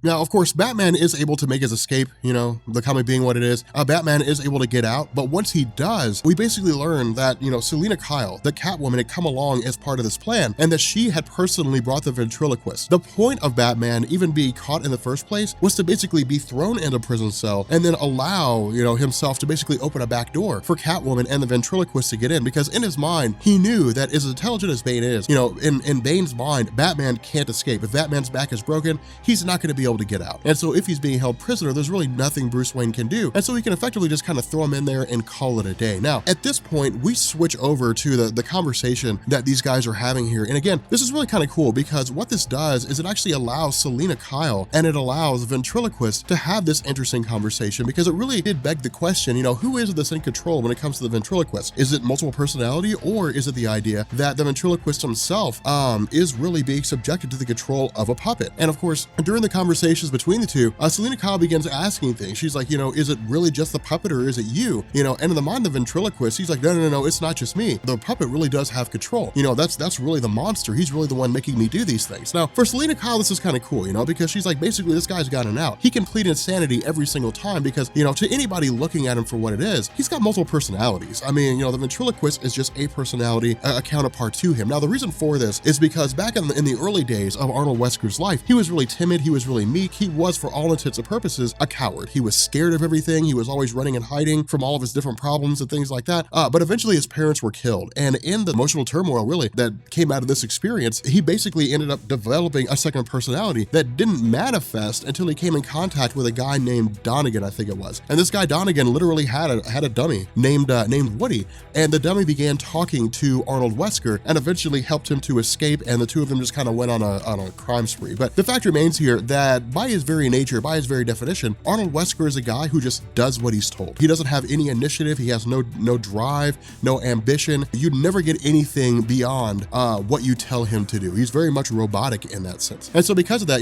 Selina Kyle basically says, yeah, I know Batman told us that you're supposed to stay with me, but what I'm telling you is stay here. And so the initial indication here that Tom King is giving us is that she's breaking out of the plan that Batman set for them. Now, of course, from here, we pick up with the other half of the plan in the sense that Bronze Tiger and Punch and Jewel had basically approached Santa Prisca Prison with the idea that Bronze Tiger himself was bringing Punch directly to Bane. Now, the reason for this is because Punch was like one of the only guys, I think the only guy, who was able to successfully break out of Santa Prisca Prison. And so because of this, it's very much sought after to essentially have him return home, if for no other reason than the fact that Bane's just collecting trophies. The kicker to all this is that, while this conversation is taking place, Batman's watching it all unfold from a ventilation shaft. Selina Kyle jumps in, and she basically takes out Bronze Tiger, and then she spills the beans of the whole plan to Bane, and basically says, the whole reason why these guys are here is a ruse. They're supposed to be a distraction. I'm supposed to kidnap Psycho Pirate. Batman's gonna jump back in. He's gonna fight you. And while all that's going on, I'll make off with Psycho Pirate and we'll get him back to Gotham City, and then everybody's just gonna leave. Maybe they'll die or maybe they won't, but that's the intentional plan, is for everybody to make it out. In the middle of all this, we have what looks like Selina Kyle killing Jewel and then turning around and killing Punch. And so it's like, okay, this is really the worst case scenario right here. Catwoman just destroying the entire plan that Batman had laid down. Now, when I was going through this, I was just kind of like, holy cow, like this is extremely bad, because what this basically means is that they're all most likely going to die at the hands of Bane. And so with Batman more or less being held prisoner here, or at the very least, kind of forced to submit to a degree, it's the idea that they're effectively going to take him out. Like they're going to do him in. It seems like it's the end of the road for Bruce Wayne. Now, at this point, we have people who were just kind of spread out in different locations. And so what's going on here, and it actually took a minute for this to kind of sink in. What's going on here is the equivalent of a chess game. Anybody who plays chess knows the worst thing you could do is bunch your players up. More so than that, you should always have your pieces strategically placed in different locations, because the best way to checkmate a player is to checkmate them at a distance, but to also effectively box them into a corner, box them against their own pieces. That's one of the best ways to win. Because of this, think of these guys as chess pieces. We have Bronze Tiger, who's basically been thrown down, in the pit with all the other soldiers and killers for hire under Bane's control. We have Arnold Wesker, who's still just kind of sitting down in the sewers, waiting for someone to come and tell him what to do. Jewel and Punch are dead. They're being sent off to the furnaces, and Catwoman is sitting alongside Bane while Batman begins to fight him. Now, the other half of this is that Bane is very much taunting Batman in this skirmish. Bane is very much basically saying, you and I are exactly the same in a lot of different ways. Now, the argument Bane makes here is good, and it's very easy to discount this, but the argument that he makes is actually pretty legitimate here. And the reason why is Bane is extremely intelligent. I mean, Bane, what we saw in The Dark Knight Returns, in terms of his strength, that was pretty cool. But in terms of his intelligence, it was nowhere near what he needed to be. At the end of the movie, he was still basically just a henchman. He was working for Talia al Ghul. Spoiler alert for a 7-year-old movie. For the comics, Bane was always wildly intelligent. He educated himself. He was able to deduce Batman's identity in somewhere between 3 to 6 months, I think it was. He's one of the smartest guys when it comes to combat, strategy, so on and so forth. And what he tells Batman is, look, over the course of my life, I thought Venom was the answer. I thought that having this substance that would grant me super strength would allow me to achieve what it is that would make this pain go away. That would make me feel like a better person because I felt like I could do anything. But he said that's not the answer. The answer is actually Psycho-Pirate. Psycho-Pirate will make you feel better. All you have to do is tell him that you want to be happy. All you have to do is tell him that you want to be brave. All you have to do is tell him that you can always stop. And so he tells Batman, tell me this. Tell Psycho-Pirate this. Batman responds by saying, all I want to do is I want to break your back. And that's when all the chess pieces start moving around. We learn that Jewel and Punch are not dead. They're very much alive. The Bronze Tiger is feeding for Venom, and he basically starts attacking all these different guys. Bronze Tiger then turns around and begins making his way back up to where Batman is. Punch and Jewel are basically using their tricks and so on and so forth to basically create air bubbles using gum so they can, jump out of the furnace, they can jump into the water, come back up to the surface without having to worry about drowning by simply breathing in the oxygen that they have in there. Now, of course, this stretches the limits of credulity, but at the very least, it makes for an interesting story. Finally, we basically pick up with all these different guys moving in the direction of Arnold Wesker, and we have Bronze Tiger finally taking Wesker, bringing him to where Batman's located. On top of all this, the plan seems to have been this the entire time. Batman seems to have orchestrated this the whole time because Catwoman keeps saying, do you want me to get involved? Do you want me to get involved? And then finally Batman says, break him, and Catwoman jumps in and breaks Bane's back. And so again, it seems to be the entire plan of Batman to basically not only defeat Bane, or I guess not only take Psycho-Pirate, but to crush Bane, to basically say, at the end of the day, you're nowhere near where I'm at. Who you are right now is a shadow of your former self. Now, a lot of the success still hinges on Arnold Wesker, and the reason why is because, again, Psycho-Pirate can manipulate the emotions of anyone who sees him. And so because of this, if he looks at Batman, if he looks at, any of these guys and targets them, he'll send them into states of absolute insanity by manipulating their emotions. But with Arnold Wesker, it's not that way because Arnold Wesker is emotionally repressed. He doesn't allow his emotions to get out there. He's just a robot. He just does what he's told to do. And so because of this, in the middle of Psycho-Pirate more or less taunting Wesker, we suddenly have the personality of Woody the puppet emerging in the form of a talking hand. And then this is really just Arnold Wesker's defense. His own consciousness coming out and basically saying, no one can control me. The only person that can control Arnold Wesker is, of course, Woody. No one controls the ventriloquist. And so, of course, because of this, Psycho-Pirate's taken out, which leads to Bronze Tiger taking out Arnold Wesker to make sure that he can't become, too wildly dangerous. But again, this just kind of allows the story to come to its organic end with Batman taunting Bane one last time by basically saying, a time's going to come when you're going to want revenge, when you're going to want to come after me. And when that time comes, don't, because you're going to get more of the same. And so what this story does is it concludes with the various guards of Bane, coming running in to his aid. And the one thing he keeps calling for is Venom. And so the indication here is that Bane is going to go back to being the same Bane he used to be, where he was all juiced up and he was like 3 times the normal size of a human being, and he was breaking Batman's back. So Tom King's Batman I Am Bane is an incredibly well-written story, and in truth, it's one of my absolute favorites. The reason why is because of the fact that Tom King has a lot of similarities to Scott Snyder, but he's basically making Batman his own, and the story is really just kind of like this multifaceted thing. I mean, for the first 20 issues of Batman Rebirth, it's all about really bookending into his battle with Bane, wrapping things up and then setting the stage for the Button storyline, of course, when we basically deal with the idea of the Watchmen in the DC universe. But the cool thing about this is that, again, much like Scott Snyder, it's all-encompassing. When Scott Snyder first took over Batman with the New 52, what he basically did is, of course, he gave us like Court of Owls, for example.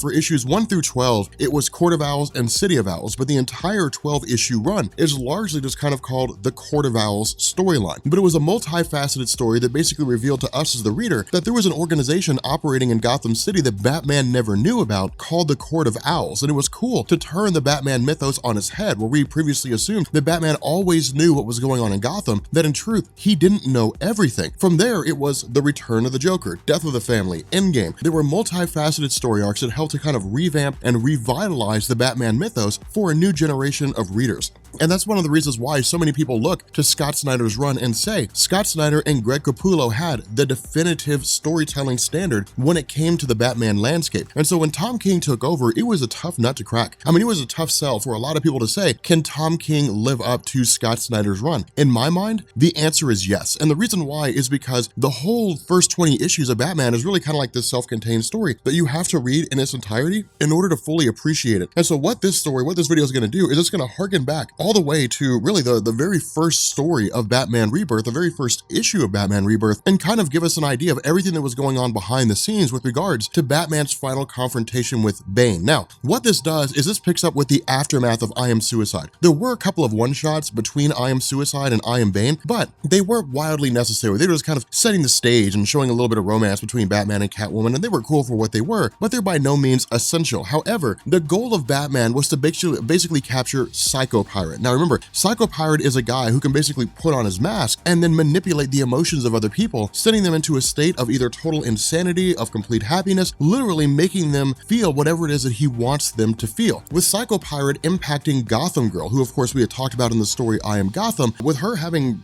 really powers that were almost on par with Superman, the idea was to basically have her alongside Gotham turn against Batman and send Gotham City into a state of complete and total chaos. The idea was that ultimately Gotham was killed and Gotham Girl was taken by Batman for the purpose of trying to restore her back to her normal mental state instead of just being in complete and total fear all the time. And so because of this, with Batman basically, in the events of I Am Suicide capturing Psycho Pirate, what he did is he literally invaded the island of Bane, Santa Prisca prison, and then took Psycho Pirate away from him. Now, the reason why this is so significant is because with this story picking up, of course it really has Batman engaging with Bronze Tiger. Now, on the surface, it seems as though Bronze Tiger's kind of coming out of nowhere, but this is really a ruse that's been set up by both Batman and Bronze Tiger. And the reason why is because this is designed for the purpose of basically capturing Psycho Pirate and then bringing him into contact with Gotham Girl in order to restore her mental state back to where it's supposed to be. Now, we'll see that come to its fruition. We'll see that fleshed out here in a little while, but what we end up doing is we actually switch over to Batburger, and this is a really cool point in the story. This is kind of funny, and the reason why is because of the fact we've got Bruce Wayne alongside Duke Thomas, and the guy who's serving their food, he's asking do you want to jokerize your fries and different things like that. I'd love to go to a restaurant where I could jokerize my fries.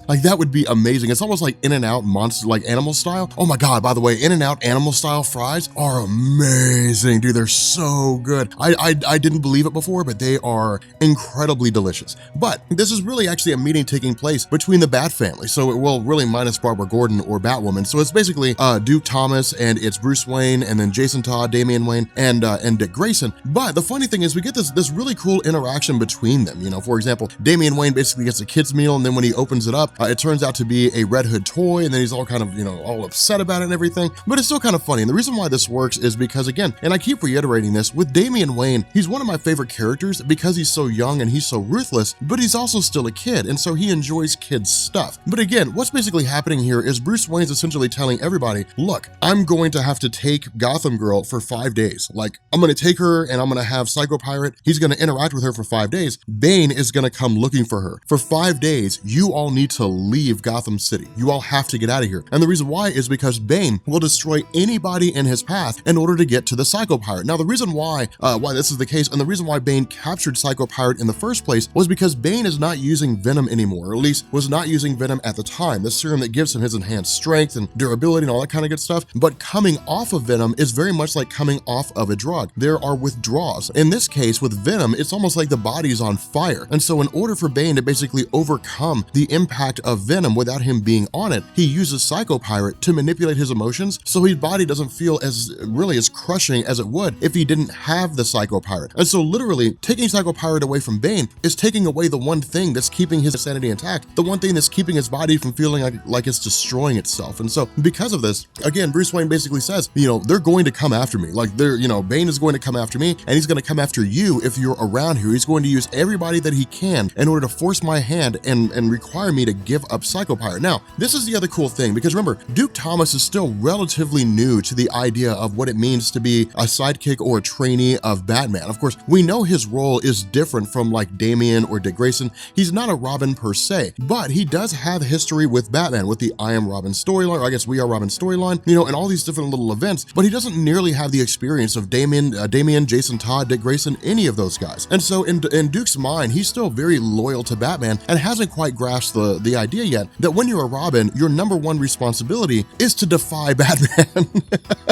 And so because of that, you basically have Damian, Dick Grayson, and Jason Todd, who essentially race off to go against Bane, to try to find a way to defeat Bane, to make sure that he can't harm Batman. Now, at this point, we follow Bruce with Selina Kyle. And again, there's a lot of things that happen off panel here that we'll find out later on down the line, but this really seemed to be a little segment that came out of nowhere, in the sense that there's some flirting between the two, but we don't really know everything that goes on. We just simply know that for whatever reason, Tom King is throwing it in here. And this is one of the instances that I've been talking about when I've been saying, there we go, I can't talk, that Tom King's Batman has been hit and miss for a lot of people, because there are things that have been thrown into the story that seem totally irrelevant. The couple one-shots that we had with Batman and Catwoman, where they were on a rooftop, doing their own thing.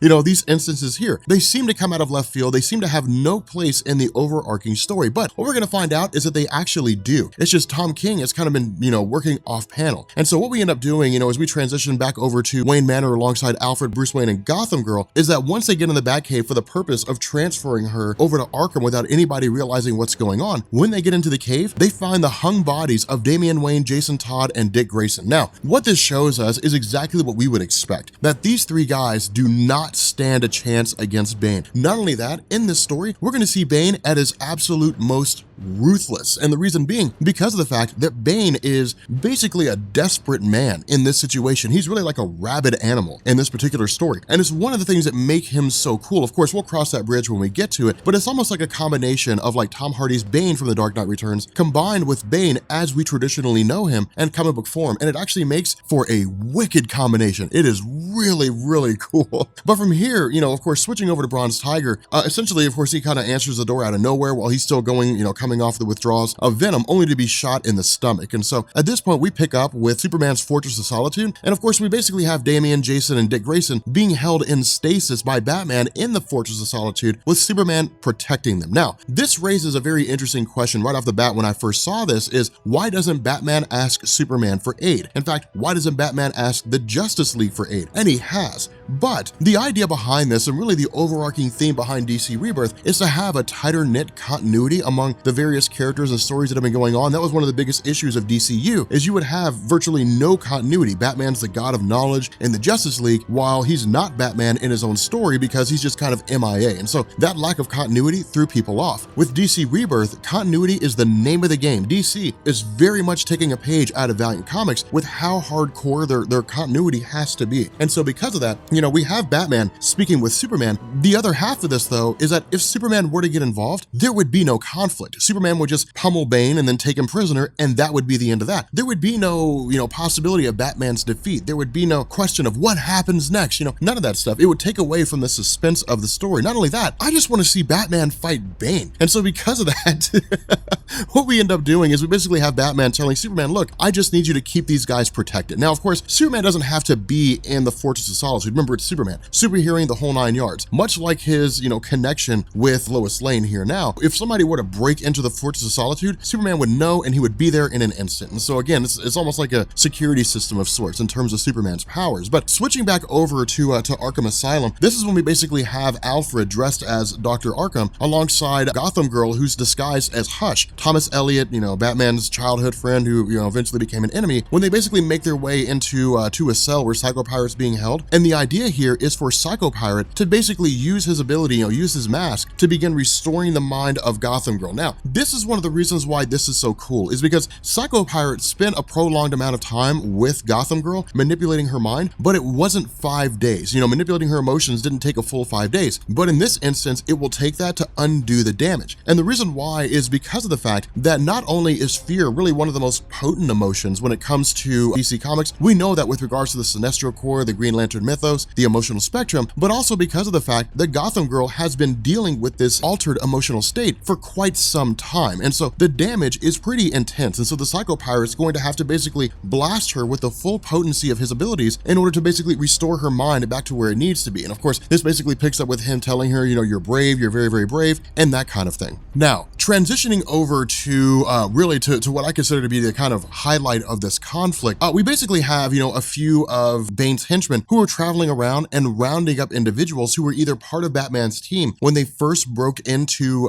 Santa Prisca prison and stole Psycho Pirate, or individuals who were just close to Batman. So like Commissioner Gordon, Catwoman, Bronze Tiger, who was shot and has basically been taken prisoner. But what ends up happening here is Batman's effectively just kind of perched up on the Arkham Asylum clock tower. And then Bane just pops a flare and reveals that he has Catwoman, Bronze Tiger, Duke Thomas, and Commissioner Gordon held hostage. Now, this is where the story gets really, really cool. And that's one of the things about this is Tom Taylor, when it comes to like setting up a story, he does it pretty well, but it seems to kind of drag on a little bit. And so what this ends up doing is just kind of going from 0 to 60 really fast. Now, one of the most important things that he does is he juxtaposes the history of Batman and Bane together. And this is what's so cool because no one's ever really done this before. Usually what they do is they say, hey, here's like the origin story of Bane, and it's like a one shot or something like that, or it's somehow intertwined into the story. But we don't see Batman's origin and Bane's origin side by side with one another. And the cool thing about this is that Tom King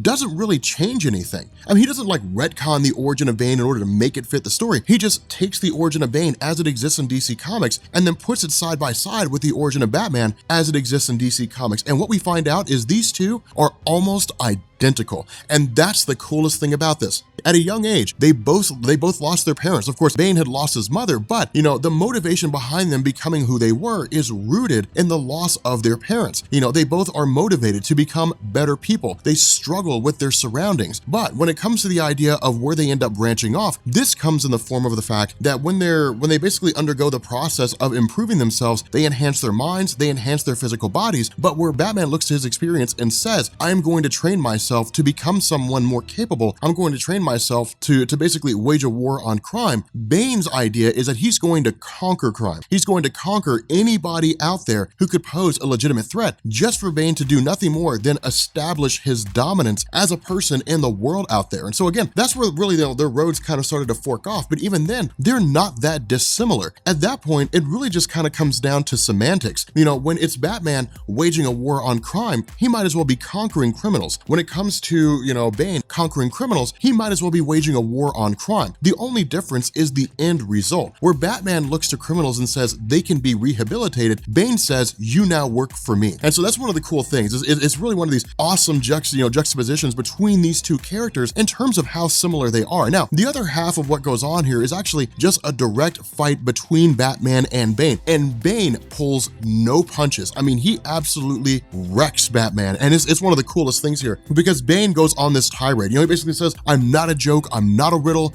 I'm not a bird or a cat or a penguin, I'm not any of your foes out there. I'm not some butler tending to your wounds and telling you everything's gonna be okay. I'm not some sidekick that's there to have your back when things go under. I'm not some weakling, I'm not some rich kid that's basically trying to save the world. I am Bane. And that's the coolest thing about this is because it's Tom King basically saying, this is the Bane you know and love. This is the Bane you want. You don't want the Bane that's kind of coming off Venom. People don't want the Bane that's just kind of, has enhanced strength to a degree. People want like the Bane who broke the bat. They want Nightfall Bane. And that's the coolest thing. That's one of the reasons why I love this so much. That's why I think Batman Rebirth is the best thing coming out of DC Rebirth right now, just because of the fact that we get this awesome, amazing segment between these two characters who historically have had so much history between one another. Now, what ends up happening here is that because of the fact this is taking place over the course of 3 or 4 days, that Batman's basically kind of left unconscious, and that's it. Bane tells his guys, kill everybody. Commissioner Gordon, Duke Thomas, kill them all. Well, then of course we end up finding out that what was happening off panel with these different encounters between Catwoman and Batman was that they were setting this up, that Batman knew Bane would come for Catwoman. It's one of the reasons why he kept her there, simply because of the fact that Catwoman knows that she's very capable when it comes to escaping her confines, when it comes to her agility, so on and so forth. She's really the one person in Batman's corner who's almost guaranteed to make an escape if she's captured by Bane. And so because of this, what she did is she freed Duke Thomas, Commissioner Gordon, she freed all those guys, Bronze Tiger, and then took Bane's guys hostage. And so what this does is it thins the playing field. What it does is it basically sort of puts everything on the side of Batman, with Bane really having no allies left on his side. Now, of course, the conflict ends up leading directly to Arkham Asylum itself. And this, I think, is really where the story begins to reach its climax. And the reason why I say that is because of the fact that with Bane entering into Arkham, we get this really cool segment from Maximilian Zeus. Now, for those of you guys who don't know, Maximilian Zeus is basically just a crazy guy, but he has these amazing monologues. He has like some of the best monologues in DC Comics because he runs off like all these historical lines and stuff like that. But in this one, he's actually running off a segment from, I want to say, the Inferno aspect of Dante's Divine Comedy. But it basically ends with, you know, all hope abandoned, ye who enter here. And so it's really just like anybody who comes in here is going to get decimated by Bane. The reason why we know this and the reason why Zeus is even free in the first place is because in order for Batman to buy time, he freed all the criminals in Arkham Asylum. And so it's basically Bane against everyone. And it's like the coolest thing ever. It's one of the coolest things because Two-Face is the first one to encounter him, right? You know, and Two-Face says, look, we're of two minds. You know, the rational side of me says, Batman said that he would basically improve my sentence if I stopped you. But then his chaotic and his dark side says, but if you have something better to offer, let me know and I'll take your side. Bane punches him, knocks him out, and says, I offer pain.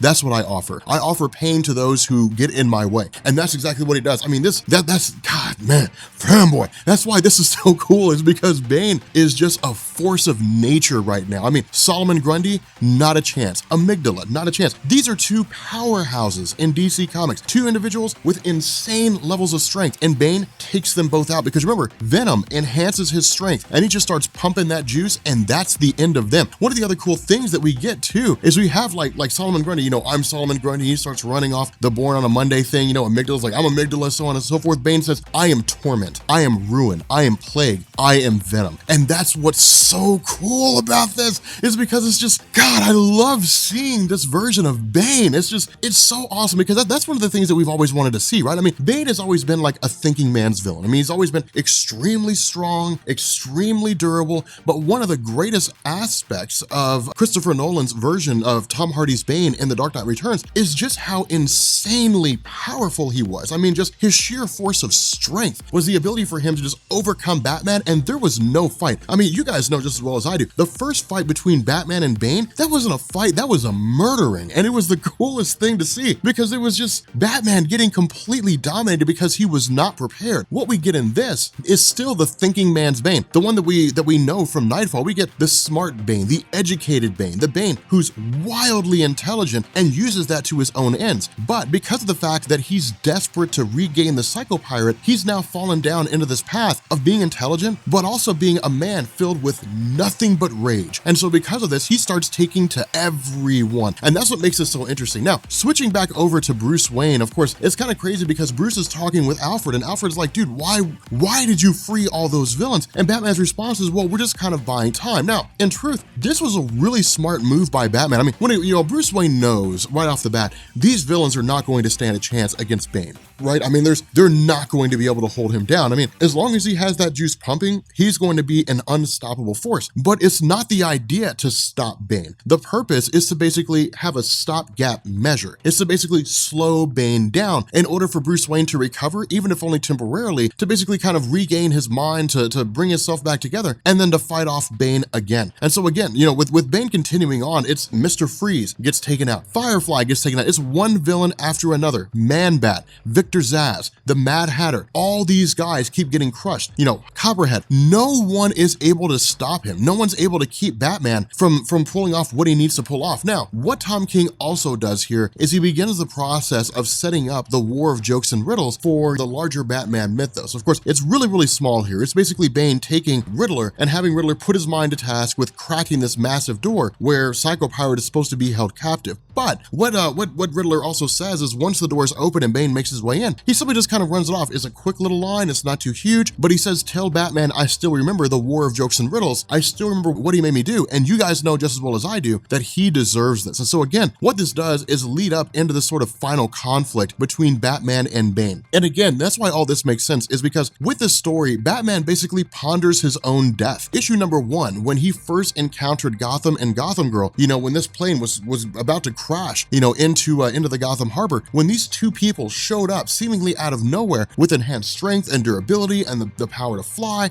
basically all the same abilities as Superman, Batman looked at them and said, that's my way out. And that's why Gotham and Gotham Girl were so significant. And that's why Batman is, at least it seems to be, going to the lengths to basically to restore Gotham Girl back to the way she was before. Because in that story, Tom King basically said the one thing that we've known for years and years and years and years, and all the time that we've been reading Batman. Bruce Wayne does not want to be Batman forever. Eventually, he wants to walk away. He wants to retire. That's the basis behind why Duke Thomas is here, and it's the basis for why he paid special attention to Gotham and Gotham Girl, because if he trained them adequately, they could be the first in a new generation of heroes who could protect Gotham City the way it needs to be protected, with Batman finally relinquishing control and stepping out of the shadows and allowing himself to live a normal life, or at least a life as normal as he could live. And so because of this, it's basically Batman kind of looking on at this idea that everywhere he goes, destruction, death, and failing is not far behind. But if it means that he can defeat Bane, if it means that he can restore the mind of Gotham Girl, then it was all worth something. At the same time, again, he continues to ponder his death. He tells Bane, you have any idea how many times I've been told, I'm gonna kill you, you're gonna die tonight. I've been told that every single night since I've become Batman. It's wearing thin, it's getting old. But what he also reveals here is that all of this was done for the purpose of buying time. When he first came up with the idea of taking Psycho Pirate from Bane, he knew that there was going to be fallout. He knew that there was going to be consequence. All this stems with the end of the I Am Gotham storyline. As soon as Gotham Girl's mind had basically been warped by Psycho Pirate, Batman said, we have to get Psycho Pirate back. Psycho Pirate is a source for Bane in order to allow Bane to overcome his addiction to Venom. Because of that, Bane is going to be a wrecking machine as soon as we take Psycho Pirate. All these fights, all these conflicts, everything that's happened in the story so far is just for the purpose of buying time. But it's also bringing to an end this massive battle between the two. Now, the other cool thing about this is that Batman recollects on his own history. He looks back at his own past and really begins to realize how similar he is to Bane, but their roads led them down two different paths. And that's really what Tom Taylor's hitting home here. When it comes to the characters of Bane and Batman, yes, they're very similar. Yes, their origins are almost entirely identical. The difference is that Batman is ruled by his past and Bane is not. Now, that's kind of crazy because we would expect it to be the other way around, because what this does is it basically forces Batman into the situation where he's governed by his own destiny. He doesn't control his own destiny, he's controlled by it. Batman is ruled by fear. Batman's ruled by fear of the fact that somebody else out there will experience the same situation he experienced with his parents. Now, that gives him strength to do what he does every day, but instead of him controlling his own life, controlling his own destiny, he's governed by it. His road was set the instant that his parents died. Now, with Bane, it's not necessarily the case. Bane chose his path. Bane chose to go onto the road of becoming a bad guy, chose to go on the road of becoming a villain. But then that asked the question, what would have happened if he had chosen a different path? What would have happened if he had chosen the same road as Batman, where he decided to wage a war on crime? What would have happened if the two of them had come together as allies? What kind of work could be done in Gotham City if they both function together? And so that's why this story is so cool, is because it begs those questions. But in the end, of course, Batman, as Bane continues saying, I am Bane, Batman's response is, yeah, I know I've heard it before, but I'm Batman, and just headbutts the hell out of Bane and essentially knocks him unconscious. And so what this does is it basically brings an end to the battle between these two. There's something to be said about the conflict here, because it's really kind of like this final battle, almost indicative of, the Batman versus Joker in Scott Snyder's Endgame. And that's one of the reasons why I say, Tom King is very similar in terms of how he's more or less mirroring Scott Snyder's Batman in terms of how he adds in Bane, but it's still its own style of storytelling. And so it's really kind of cool. It's one of those cool situations where they do stand side by side, but they are still different at the same time. But what this does is it really kind of has Batman sort of having this imaginary conversation with his mother who's now deceased. And the idea is, it's really him coming to grips with her death in a lot of ways, where he basically says, look, all this has been about is saving Gotham Girl, is keeping this girl's life intact, is giving this girl a chance to live a normal life. And of course, it really sort of ends with his mother telling him, look, you don't have to die in some grandiose way to make me proud. proud. Everything you've done has made me proud. The fact that you've lived up to our legacy, done the best you could for Gotham City, both financially as Bruce Wayne, as well as Batman in terms of your war on crime. And so again, it's really just kind of him coming to grips with his own history, coming to grips with his own life. But again, it's really kind of one of these interesting things. I mean, that's one of the reasons why I like this story, is because it basically just sort of wraps up everything that's happened in the last 20 issues, and then it sets the stage for the next phase of Tom King's run, which will focus on, you know, the whole Button story arc, the idea of the Watchmen being in the DC universe. Oh my God, Rob Core. Okay, so check this out. This story is called The Brave and the Mold. Like, if that gives you any indication of what it's about, and I swear to God, this story is hilarious. It's like the best thing coming out of DC Rebirth right now. Like, it's absolutely one of my favorite stories with Batman. Now, here's the funny thing. This has Swamp Thing, and like, I've never read Swamp Thing. I'm a little ashamed to admit it. I have never read Swamp Thing once in my life. Like, I've never read a single comic of his. I heard that like the new 52 Swamp Thing is really, really good, but I've never read it before. And it's kind of weird because he's like a pop culture mainstay, right? Like most everybody knows what's going on, like who Swamp Thing is when they see him, but like I've never read anything about him. So this is like my first real exposure in comics to his character, and it's amazing. So here's a cool thing. So initially this picks up, I mean, technically it's kind of like chapter 2. They kind of split into chapters like the old anthology books from the 1940s and 50s and 60s, where you would have like a singular book that would go on for 30 pages, but you would have like part 1, which would be like 4 pages, a part 2 might be 6 pages, or chapter 1, chapter 2, something along those lines. But all that really happens here is just like some guy in an apartment is shot in the head, and he's kind of singing this really haunting song. This is actually picked up on by Jim Gordon and Batman. Now, this is where things get hilarious, because with the character of Swamp Thing, from what I've read and from what I understand, he's tied into something called the Green, and that I'm pretty familiar with just because of the whole Injustice stories. But the way it works, as far as I'm aware, the way it originally worked is Swamp Thing was just kind of like this outlier in DC Comics. He was just kind of out there in no man's land, like Hellblazer in the Vertigo stories. He was just kind of out there by himself, and he really wasn't tied into like the rest of DC. But with the new 52, DC rolled him into the shared universe. And what they did is they came up with an idea called the Green. And what they basically said was that in the realm of DC's landscape, you've got the green, which is plant life, you've got the red, which is animals, you've got the black, which is rot. It was almost kind of like this Earth-based equivalent to like the emotional spectrum from the Green Lantern mythos. But the fact remains that Swamp Thing is tied to the green, much like Poison Ivy. And so what this means is that he is effectively immortal. I mean, as long as plant life exists, he will exist. And he can literally just kind of like reconstitute himself, take on additional mass. He has strength of a level that's never been calculated before. He's incredibly capable in terms of what it is that he can do. But that's about the extent of my knowledge on his character. After reading this story, I'm almost inclined to go back and read the new 52 Swamp Thing just to see if it was really that good. I have no idea how long it went on for. I can't imagine it went on too long. 52 issues is what everything ran for in the new 52 because they were all monthly titles, so it's not like it was a super lengthy thing. But the fact remains here, the Swamp Thing basically just kind of reconstitutes himself or forms out of some plant matter and just kind of makes his presence known to Jim Gordon. Now, this is the funny thing because Batman knows who Swamp Thing is, right? So Batman's just kind of like looking at the crime scene and analyzing things, and Jim Gordon is just like, okay, like, this giant swamp monster just kind of emerged behind us, and I really feel like that needs to be said right now. Like, I really feel like we have to acknowledge that this happened, and it's just funny to see people reacting to this. And that's one of the things that I love about King's writing, is because he gives the characters so much character. Like, Jim Gordon is just this guy that's like, okay, look, I mean, I guess it was only a matter of time before something like this happened. We live in a world where bullets bounce off of a man because he's an alien. We've got a guy who flies around at night, or just like glides around at night, dressed as a bat, beating people up. It makes sense that there would be a giant guy who's composed of, plant matter appearing in the middle of a room in a crime scene. But it's kind of cool because while this is happening, Batman's just like, is there a problem?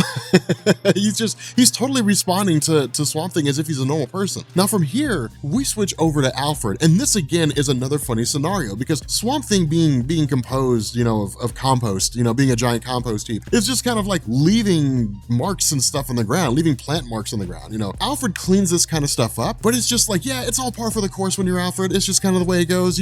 Messes get brought in by the giving tree, things just come in, messes get made, and that's really it. But again, it's one of these kind of cool things. Now, the interesting thing about this is that Tom King is so good at characters, and this is where the story really kind of starts to shift a bit towards the character development. And the reason why is because with Swamp Thing, there is no such thing as death, at least as far as he explains it here to Bruce Wayne. There is no such thing as is death. A person comes from the earth, or they come from life evolution, however it is you want to look at it, they come from divine intervention, they die, so to speak, but they become one with the earth, and in turn, they feed plants and they feed trees, which provide life-giving oxygen or nourishment to different, critters and organisms across the world. And so there's always kind of like this cycle of life and death, so to speak, but no one's ever really dead. And that's what makes this so cool, is because in his mind, he basically says, look, this man who was killed is my father. He sent me letters, he tried to talk to me. I've spoke to him maybe once after the whole instance with the swamp where I became Swamp Thing, and that was really it. Like, this guy never really had a role in the life of Alec Holden. Instead, he was just kind of this guy that Alec knew about, but never really did anything with. Now, the reason why this matters, and the reason why this is so cool, is because what it does is it bridges the gap between Bruce Wayne and Swamp Thing. Swamp Thing is this guy where he's basically like, I have this man who's my father that I'll never be able to talk to anymore. I'll never be able to like converse with. I'll never be able to learn more about him. Not that I ever did know much about him in the first place, but now that I want to know about him, I can't, because he's effectively gone. I'll never be able to speak to him in the conventional sense. With Bruce Wayne, it's much the same way. His mother and father were killed in front of him. He'll never be able to talk to Thomas Wayne. He'll never be able to talk to Martha Wayne. He'll never be able to get their opinions, get their ideas, ask them, do I make you proud? That's one of the most significant moments about the button. That's why the encounter between Thomas Wayne from the Flashpoint universe and Bruce Wayne from the main DC universe was so significant, because even if it's not his biological father in the traditional sense, it's still his father. It's still the Thomas Wayne that he knew, albeit just a different version of Thomas Wayne. And it was emotional, and it was visceral, and it was amazing. And so because of that, it creates some real emotional tie to these characters, if that kind of makes any sense. And so ultimately what ends up happening here is Swamp Thing basically says, look, I'm just kind of here because I'm interested in solving this murder. And that really kind of seems to be it. I mean, it's like, look, my dad was killed. I want to know what's going on. Now, the initial indication here from Bruce Wayne is that this man was murdered on like the 84th floor of a building. And there's only a handful of people who could have been the ones responsible for that. Now, the first one he goes after is Kite Man. And Kite Man is amazing. Kite Man's so cool. All this guy does is fly around and yell, Kite Man, hell yeah, that's all he does. Like, that's his thing. That's his whole ordeal. Now, of course, the cool thing about this is that Tom King very much plays on the idea of like what Batman's about,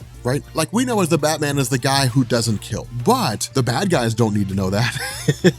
The bad guys just need to believe they're gonna die. And if you're Kite Man and you're soaring 500 feet above the ground and Batman latches onto you and will not let you go, the only thing racing through your mind is you're going to smash into the ground and Batman's gonna let you die. He's gonna bail out, a second before it happens. He's gonna live, but Kite Man's gonna be done with all his living. And so it's kind of cool because, we know this is not gonna happen. We know he's not gonna die, but the questions that Batman has is, who is it that committed this crime, or how would they have gained access to the resources necessary to commit this crime? Because Kite Man didn't invent his own stuff. He got his stuff from somewhere else. And so again, it's really kind of like one of these whodunit mystery sort of things. And so what Catman basically says is that he grabbed his stuff from a guy named Mooney Money. Now, of course, Mooney Money is clearly a comic book stand-in for Guy Fieri, but the fact remains here that going through all these different sources and jumping through all these different guys, eventually Batman, basically realizes that this murder seems to have been done by a guy by the name of Headhunter. Now, Headhunter is a guy that I know nothing about. I don't know if he's new. I don't know if he is a character that was recently created. I really don't like using Wikipedias just because anybody can edit them, but I don't know anything about that guy. But really, the only explanation we need is what's offered here, where he's basically just like a mercenary, and he always executes his victims by shooting them twice in the head, and no one knows why he shoots a second time. But the funny thing about this is that Bruce Wayne kind of hints at this and says, look, this guy's going to be hard to find because he basically commits his crimes. He goes underground, he goes on the run, and then he only resurfaces whenever he's ready to commit another murder. And so the guy is sporadic. He pops up here, he pops up there, but there's no pattern to what it is that he does outside of the murders that he commits. And so it's really kind of a cool scenario, because what this shows us is that even within the realm of Gotham City, or even the world as a whole, there are some people out there who are just that good at evading Batman. They're just that good at evading him. And again, it makes Bruce Wayne more realistic. It makes him more grounded. It makes him more tangible, and basically telling us that despite all of his vaunted resources, all of his wealth, all of his capabilities, at the end of the day, he is still only human, and he can only do what a normal human can do. And so because of this, Swamp Thing basically chimes in and says he's currently entering the Gotham Museum of Art. And when Batman's like, how did you find that out? Swamp Thing's response is that the grass told him.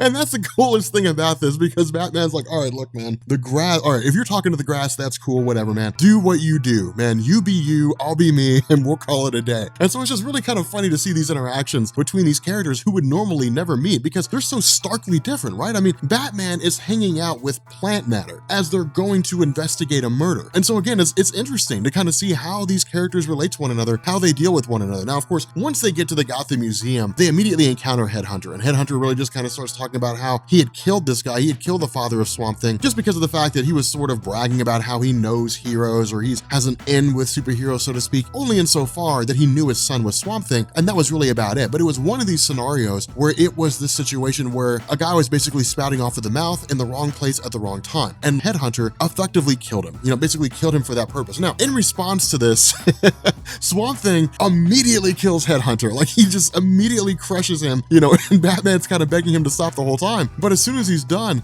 Swamp Thing starts crying and basically talking about how his father's dead, he's never going to be able to talk to his father again. Batman's immediate response is like, what happened to, like, there is no death? What happened to, like, everything lives on, to, like, light descending and all that stuff? Like, what happened to that? And Swamp Thing's like, nah, man. He's just dead. That's basically what it is. And Batman's so pissed. Like, Batman reads in the riot act, he is so pissed off, because in the mind of Batman, Swamp Thing used him, right? Like, Swamp Thing shows up with this whole dog and pony show of, oh, well, nothing's ever really dead. Everything just kind of lives on, in the form of plant life and different things like that, but it's basically him just kind of turncoating here and just being like, that's it, man. Everything's dead. There's nothing to it, man. Like, you die and then that's it. Like, that's just the end of you, and it's kind of crazy, because while Batman's reading him the riot act, Swamp Thing's like, I gotta go. And he basically just bails out. And that's it. And it really just kind of ends with Batman screaming at him. And that's pretty much all there is to it. It is an amazing story. This is so good. It is a perfect ending to a Batman story. And I really hope, this question goes out to you guys who are Swamp Thing fans. My question is this: is the new 52 Swamp Thing like this? Or is it just like kind of weird and dark and so on? Because this is an amazing story. And I absolutely love this. I love seeing Batman reading Swamp Thing the riot act, because like Swamp Thing could crush him like a bug, right? Like Swamp Thing would be like, you know what, I'm tired of you, Batman, and then that's just the end of Bruce Wayne. It'd be so cool. Like, it's such a cool scenario to see Batman just not caring and just screaming at Swamp Thing, and then Swamp Thing just being like, I'm out, peace, and then just bailing. Rob Core, man, y'all know what I'm getting ready to say. Batman, the best thing coming out of DC Rebirth right now. Oh my God, dude, this story is so good, man. This story is so good. Like, Tom King, man. Let me tell you something, man. This man's living up to his namesake. He's the king of writing Batman right now. Mostly because he's the only one writing the Batman comic. Detective Comics is good. Detective Comics is amazing. Love Detective Comics. But this right here with Batman is amazing. In all seriousness, though, this is a beautifully written comic. I mean, a beautifully written comic, because there's no, like, villains. There's no Bane coming. There's no, oh, the Joker. No, none of that stuff. This is Batman at his most real. This is Batman, like, Batman's character is tangible. You can feel it. The cool thing about this is this really kind of offers like a follow-up to the whole events with Gotham Girl. And it was always like this unresolved plot line, right? Like, it is this thing that's been going on forever and ever and ever and ever, and it's just never really been resolved. Even now, we still don't know a lot about her. All we really know is that in the beginning of Batman Rebirth, that Gotham and Gotham Girl had just shown up in Gotham City, and they had these powers that made them almost akin to Superman. They could fly, they had durability, enhanced strength, so on and so forth. Now, over the course of the story Gotham, of I Am Gotham, what we had learned is that somewhere along the line, they had effectively sold years of their lives in relation to power, which meant that if you wanted like absolute power, you would have to basically say, here's the X amount of years that I'm willing to give away. What that really means is that the more she uses her powers, the more she drains years off her life. And so she's kind of at this impasse, because if she decides to become a superhero, she's going to start losing more of her life. If she doesn't, she can live out the rest of her days, or whatever days she has left, as a person. And that's really the crux of this story in a lot of ways, with the exception of the ending. But the cool thing about this is that with the character of Gotham Girl, because she's so powerful, she was one of these people that basically had her emotions messed with by Psycho Pirate. And so as a result, she spent most all of the storylines after the events of I Am Gotham, she spent all the other storylines just kind of sitting in fear. Now, of course, this was really kind of King's way of putting her on the back burner, of just saying, hey, look, we're going to save her for later. But for right now, if we had somebody fighting as part of the Bat family that had strength and power that basically made them equivalent to Superman, then it would just solve all the problems that are coming along. Batman fights Bane, Gotham Girl swoops in and saves the day.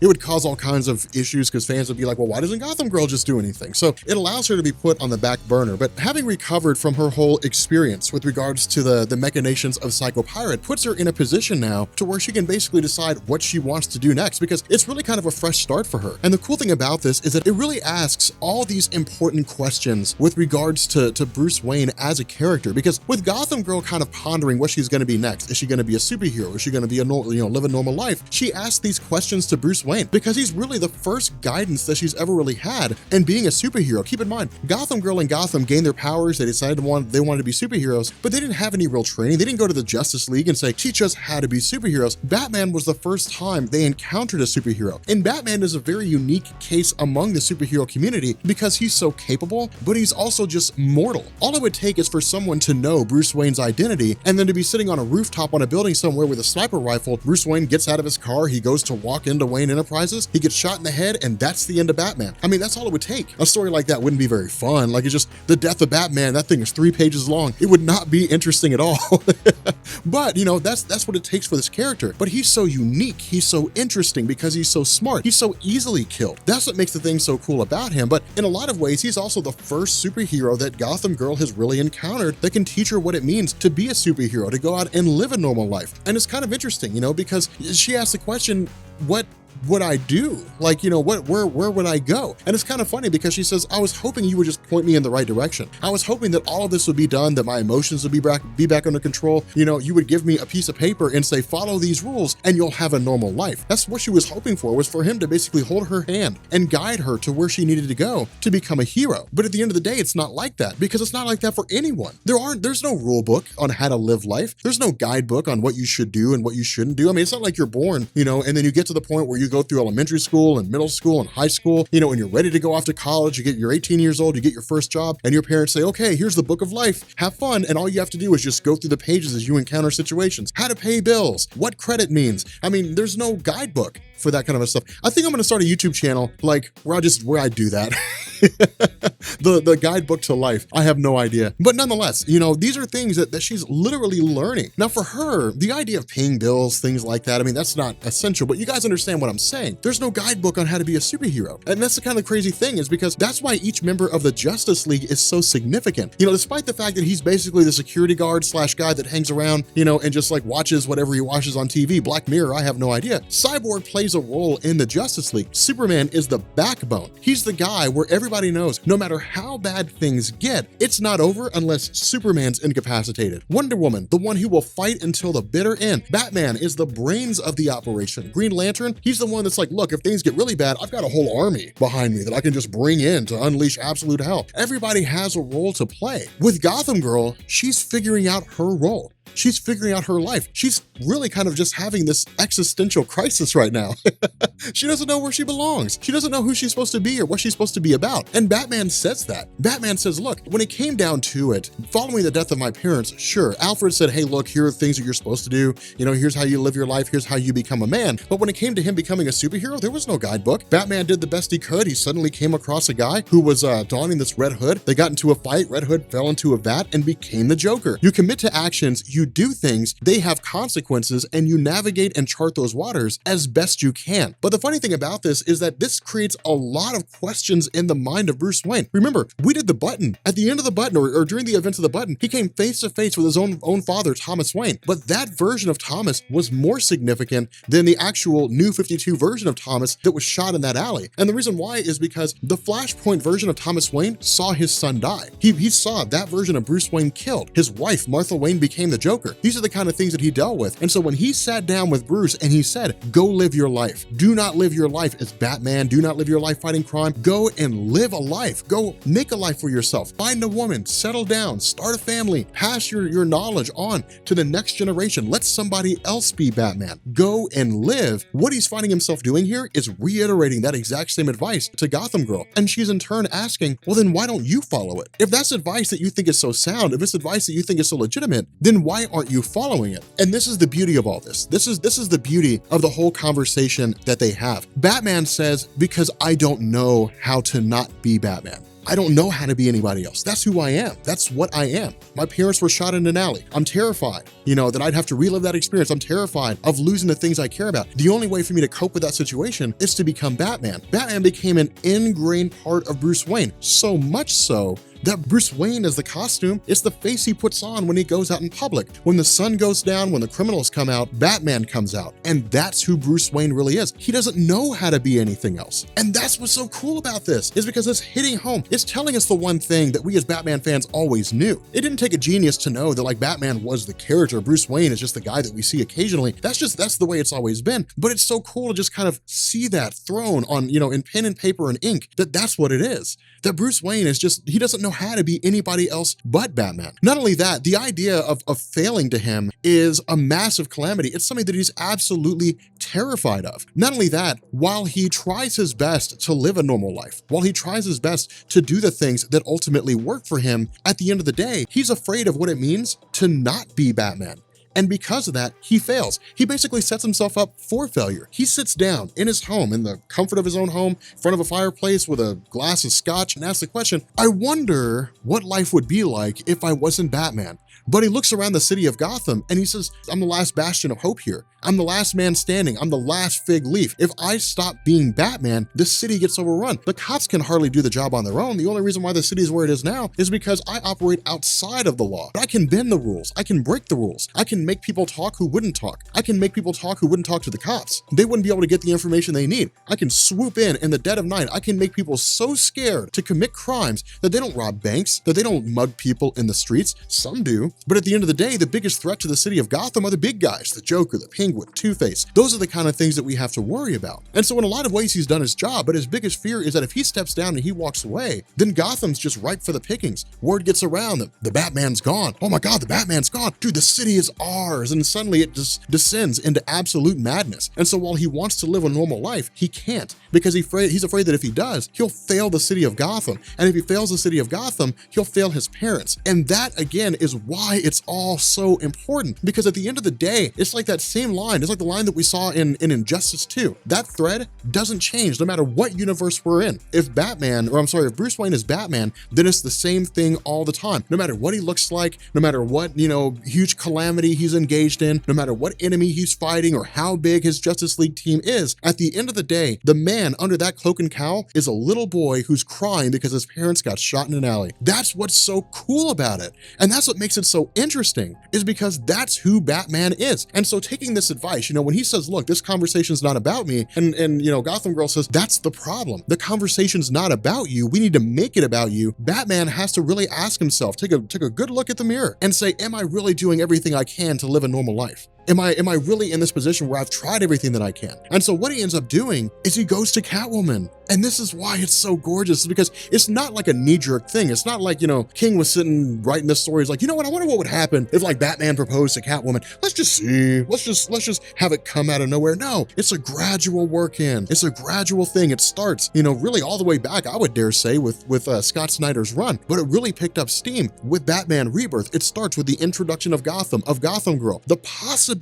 existing that Batman can train these two new people so that he can go and have a life for himself, only to find out that one of them goes crazy, ends up being killed by his sister, and the sister's emotions are manipulated by Psycho Pirate, and she ends up having to be taken care of. And it's right back to the way it was before, right back to the way things were before. Bruce Wayne's got to be Batman, and he's got to keep Gotham City safe, and he's got to train Duke for whatever it is that he's got to do. And then suddenly it's Bane. Oh my God, Bane's back. And it's the same thing over and over and over and over again. And then he goes to Barry Allen and says, hey, let's do some investigation about this button. Eobard Thawne shows up. Eobard Thawne just wreaks absolute havoc on Batman, disappears, reappears, rants about having seen God. Barry Allen and Batman jump into the time stream. Batman runs into his own father, Thomas Wayne. Thomas Wayne says, go live your life. The world, the universe, the multiverse is screaming at Bruce Wayne, go live a life, man. Quit being Batman. Go live a life. Go do your thing. And so what does he do? He finally, after so many years, follows the universe's advice, follows the multiverse's advice. Everybody says, go live a life. And he does. He goes to Catwoman in one of the most beautiful moments that I've ever seen in a comic book. He goes to Catwoman and says, from the time I first met you, I knew that you were going to be the one. Whether it was because opposites attract, whether it was because she was just so willing to do whatever it took in order to pull off whatever goal it was she was trying to achieve. At the end of the day, he says, I'm terrified of what it is that I'm about to do. I'm so scared that I might lose you, the one connection that I have to what it can mean to have a real life. I'm terrified of what it means to possibly take this step because it means I'm going to step down from the life that I've had. But regardless of it all, he tells Catwoman he loves her and he proposes to her. The reason why this is so visceral is because any man who's ever proposed to a woman will tell you that. Any man who's ever proposed to a woman will probably tell you it was the most terrifying moment of my life. Because what if she says no? But for Bruce Wayne, it's not terrifying because maybe she'll say no. It's terrifying because of what this represents. It's terrifying because of what this means. With Bruce Wayne being Batman, the reason why he's kept so many people at arm's length, the reason why he's kept so many people distant is the possibility of losing them. So much loss in his life. He looks around and says, if I propose to Catwoman, if I take this step, if I lose her, it could shatter me. It could break me in a way that I never imagined. But in the end, he does it. He takes that step because he's ready for something new. He's ready for a new era of his own life. And that's why this is so great. Because what this does is it bolsters the Batman story now. Because now he's got his own Lois Lane. He's got his own Mary Jane Watson. He's got his own love interest in his life that he has to hold on to because she's now the closest thing he has to what it means to live a normal life. But with that being said, guys, if you are new here to Comics Explained, make sure you guys hit the sub button to become part of the Rob Corps. If you guys enjoyed this video,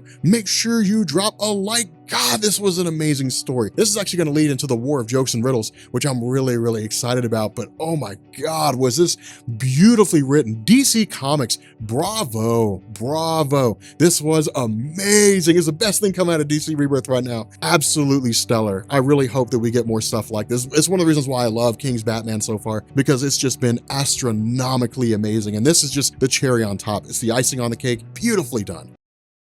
Okay, so the War of Jokes and Riddles is amazing. This story is incredibly good. In this video, we're covering part 1, and then we'll probably upload a second video either later on today or later on this week. That will be part 2, the conclusion of the whole thing. But the War of Jokes and Riddles is incredible. Dare I say, the best thing coming out of DC Rebirth right now. It is probably one of the best stories that I've read in a long time involving Batman. But this comes directly out of the aftermath of 0 Year, which we've covered, and you'll find that down in the Batman playlist in the description. What this also does is it basically follows up to the idea that Bruce Wayne has only been Batman for a very short amount of time. And so this story is basically a retcon. Now, for those of you guys who are familiar with comics and you know what that is, bear with me for a second for the people who don't. Retcon is basically, it's short for retroactive continuity. And what it means is that a writer will basically go back to a particular character and put something in their comics that wasn't there before. This is basically a story that was never told before. It was a set of events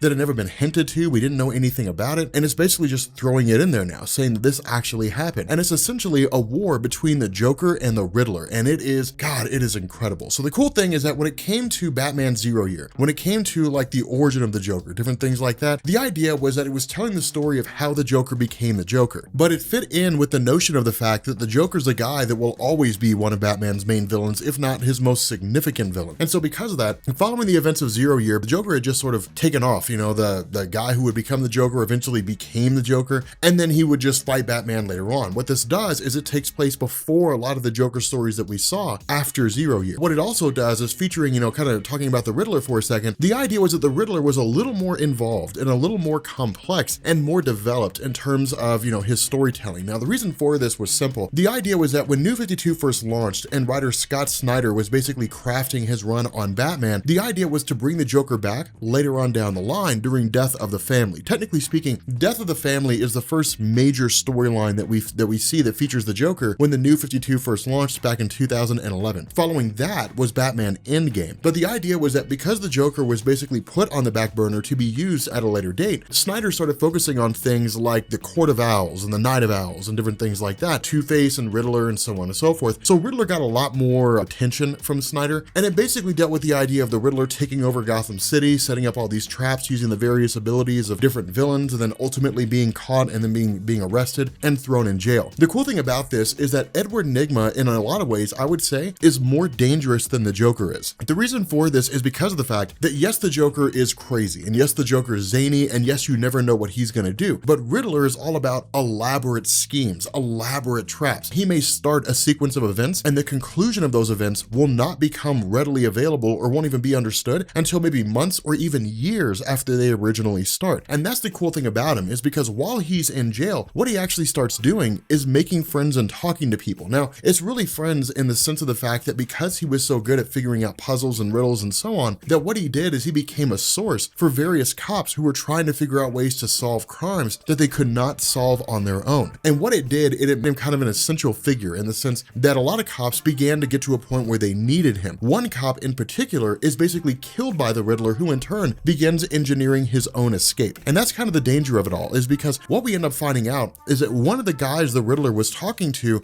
the Riddler didn't ask for anything in particular. He wasn't asking for money, he wasn't asking for resources, he just wanted information about other cops. And the reason why is because when he goes to make his escape, he starts running off the names of all these different cops' family members, their wives, their children, their son, basically being told the names of these people, which in turn he's going to use as part of his plan, work perfectly for him, because he doesn't have to lift a finger, he doesn't have to shoot a person or anything. All he has to do is just say, I know who the people are that you care about, and bad things will happen to them if you do not let me go. And ultimately, that's exactly what they end up doing. They end up just stepping out of the way, they unlock the door, and the Riddler goes about his business. Now, the other half of this is the nature of the Joker himself. Again, because this takes place after the events of the first 0-year story, which dealt with the origin of the Joker himself, this is when he's full on in the scene in Gotham. And so at this point, people are well aware of who he is. But remember, Bruce Wayne has only been Batman for a very short amount of time. And so that trust between society and Batman, such as it is, has not really been built up yet. The other half of this is that because they basically figure out the location of where the Joker is, what they end up doing is basically blowing up his base of operations, just infiltrating the place, trying to take it down, only to realize the Joker's not there. The problem with this, and the issue the Joker struggles with, is that he's lost his ability to laugh. Not in the literal sense. It's more of a metaphorical thing in the sense that the Joker doesn't really find anything funny anymore. And so the goal is to basically find something funny. Now, what this does is it sets the Joker on the path of looking at Batman as a guy who's basically the butt of every joke, where it basically begins the process of pitting the two of them together about how Batman needs the Joker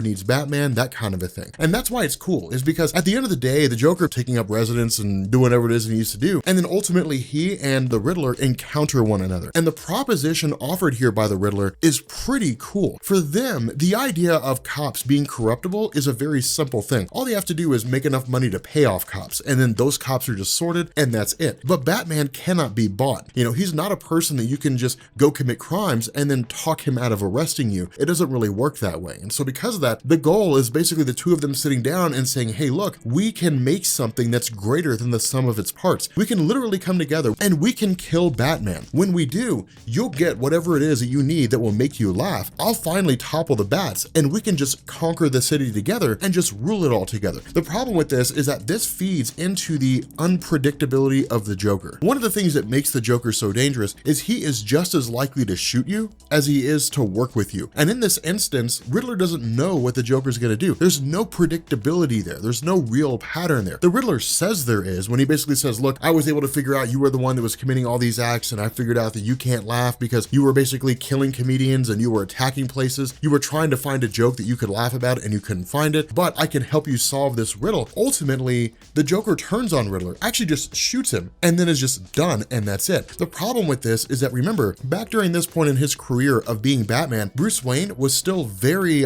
new to the whole thing. He was still very unsure of himself in a lot of different ways. He was still figuring it all out. In this instance, he believes the Joker to be more of a credible threat than the Riddler, also because the Riddler was shot and it looks like he's just gonna bleed out and die. Instead, because of the fact that Batman goes after the Joker, the Riddler is able to escape. He's able to get away, and so is the Joker. And so again, that hits home at the inexperience of Batman, the fact that he doesn't really know what road to take. And so ultimately, this massive war breaks out between the Joker and the Riddler, where various villains are essentially forced to take sides. Now, of course, the other half of this is that this also comes out of the idea of Batman's conversation with Catwoman, in the sense, because of the fact that the two of them are supposed to be getting married to one another, the question is, will she actually do it? And it's one of those things where Batman's just kind of dumping his heart out to the world and telling her everything about himself, his deepest, darkest secrets, so that she goes into a marriage with Batman, basically being sure of what it is she's getting into. And that's why it's cool, because at this point, we basically continue to pick up with the Joker in probably one of his most ruthless moments.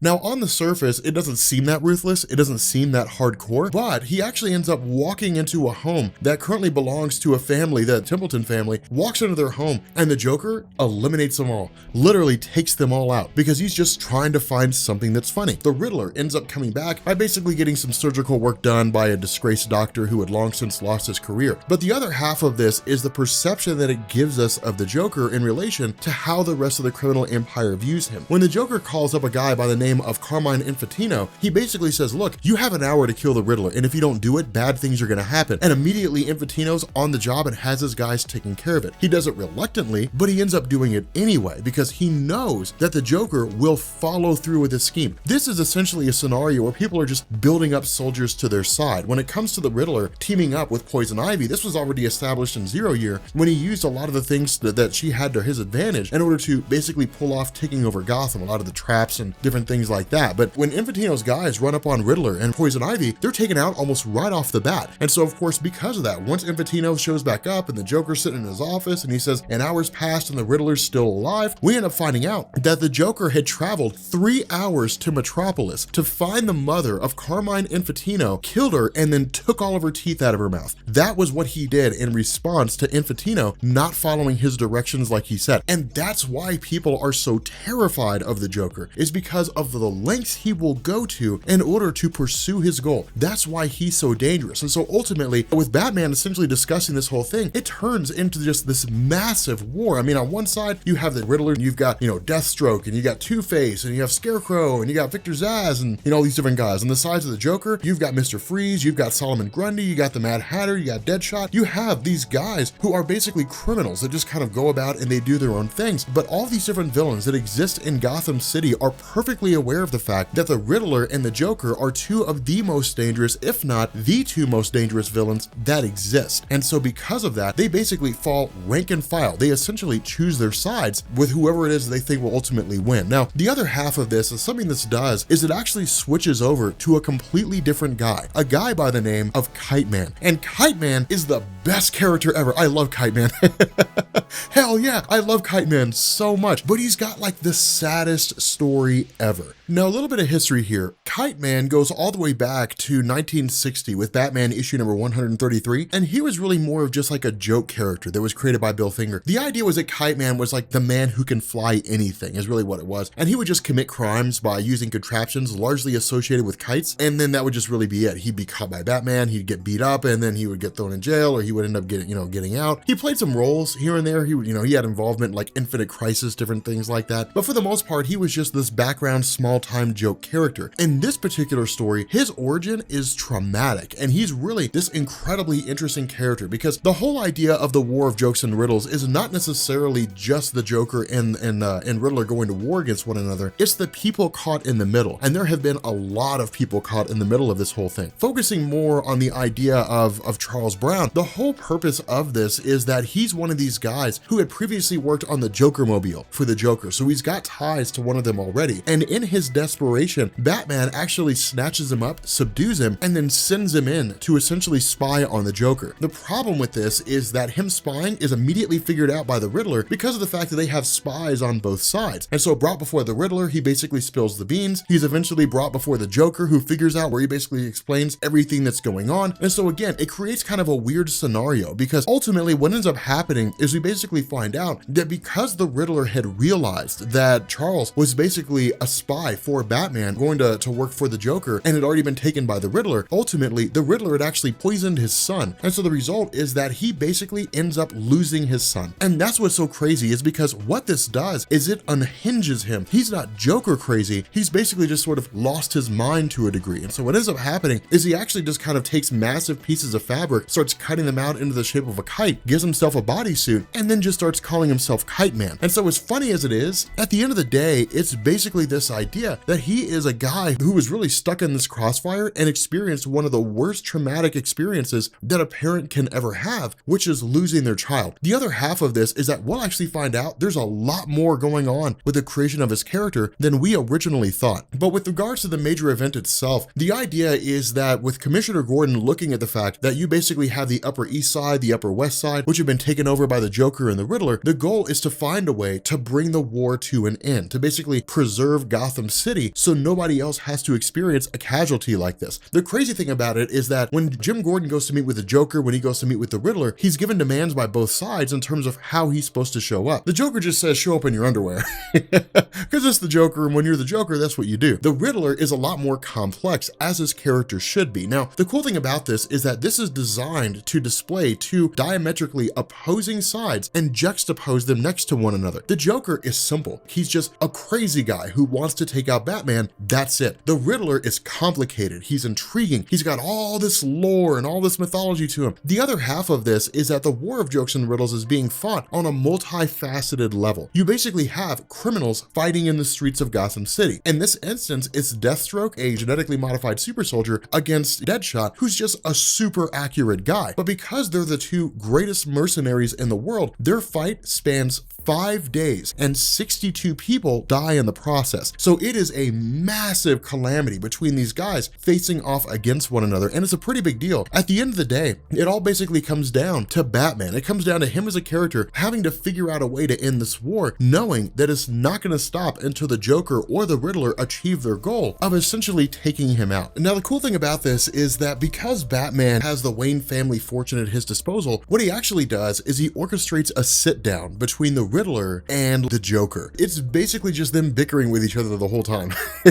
Just taking pot shots, and like the Riddler making fun of him and that kind of a thing. But it's interesting to see this happen because it goes down exactly as we would expect, in the sense that they just sort of argue and carry on different things like that. But it's basically them making the case as to why it is that they should be the one to take down Batman. And that's the proposal that Bruce Wayne offers here. Again, they don't know that Bruce Wayne is Batman. They have no idea that the two of them are the same person. And so going through and basically pretending as though he doesn't care about the Batman concept, he doesn't care whether Batman lives or dies, that his loyalty is directly to Gotham City itself, he basically says, both of you guys make your arguments on who it is you think should win, and I'll give $1 billion to the winner, and that'll allow them to pay off all the criminals in Gotham City, pay off the cops, do whatever it is they need to do in order to basically take out Batman. And it's kind of crazy because what we end up finding out is that prior to this sit down, the Joker and the Riddler had basically both brought in hostages under the idea that if something were to happen to them, the hostages would be killed. What ends up happening is the Joker agrees to free his hostages, and the Riddler believes he killed his before he showed up,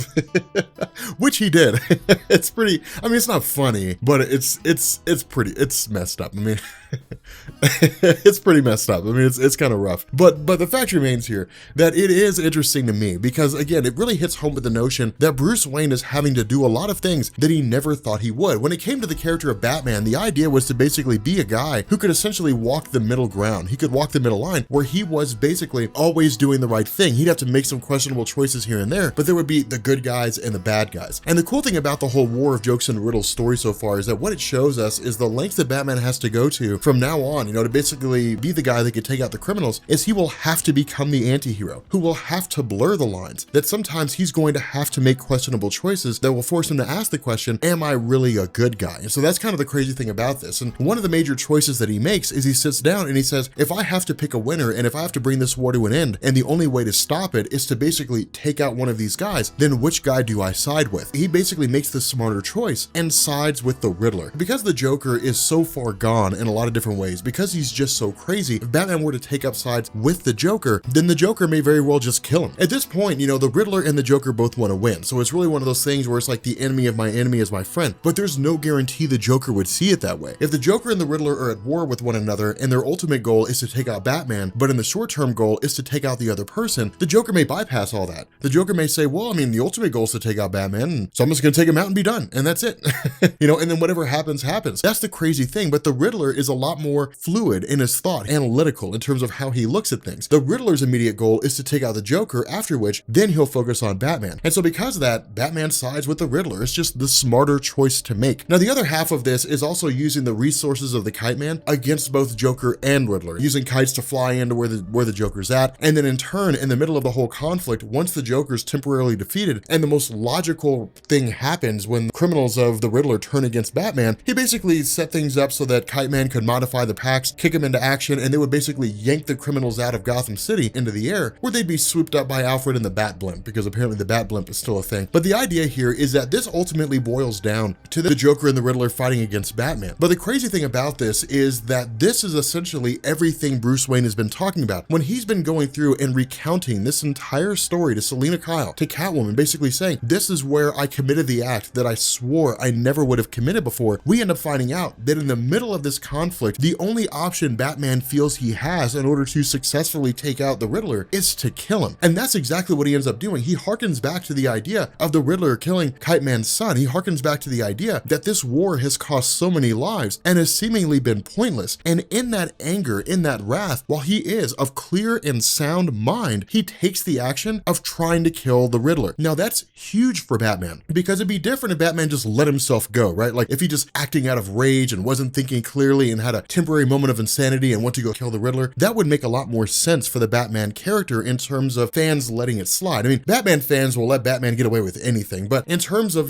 people looking at it and saying, okay, this is not something Batman normally should have done, him being of clear and sound mind shows us how far and how fast he was able to fly. But again, it really hits back home to the nature of the fact that he's inexperienced, because Batman as we know him now, which is to say, if you go crack open a story from DC Rebirth and you read I Am Bane or something along those lines, Batman is calm. He's almost in complete and total control of his faculties, and he never allows himself to get carried away with wrath or anger, and if he does, it's momentary. It's never a major thing. In this instance, he's still young, he's still reckless. Allowing himself to get carried away falls in perfectly with the idea that he's still trying to figure out his place in this whole pantheon of superheroes in the DC universe in relation to all the criminals that exist in Gotham City. Trying to kill the Riddler is a pretty big deal, because what ends up happening is the Joker actually gets in his way, and the Joker stops him, and in his insanity finds the whole thing hilarious. But that's what's crazy about it, is because the Joker stopped Batman from killing the Riddler, and that's nuts. It's wild to really think about it that way, that the Joker was the thing that kept Batman from falling over the edge. Now this hits home with the nature of the Joker, right? Like it's a well-established fact. The Joker needs Batman. He needs to have him there. He needs to keep him there. And so it makes sense that he would go that length. But spilling all these beans to Selina Kyle, basically telling her that he allowed himself to fall to that point where he almost became the villain that kills people, he ultimately ends up saying, look, if we're going to do this, you have to know what you're getting into. I've fallen before. I've made that mistake. But Selina Kyle's argument is everyone has. The fact that you did this, all it does is it makes you human. You get carried away. You get angry. You get sad. You get filled with emotion just like anybody else. It's not a failing. It's the fact that you recognize that you fell that makes you great, because it means that you know where you can get down to and you don't want to be there anymore. And that's why it's cool, is because it's her saying, if you get to that point, if you feel yourself slipping, then I will be your guide. I will be the anchor by which I can pull you from the bottom of this ocean of despair, and I can bring you back to the light. And so when the question's asked, will you marry me?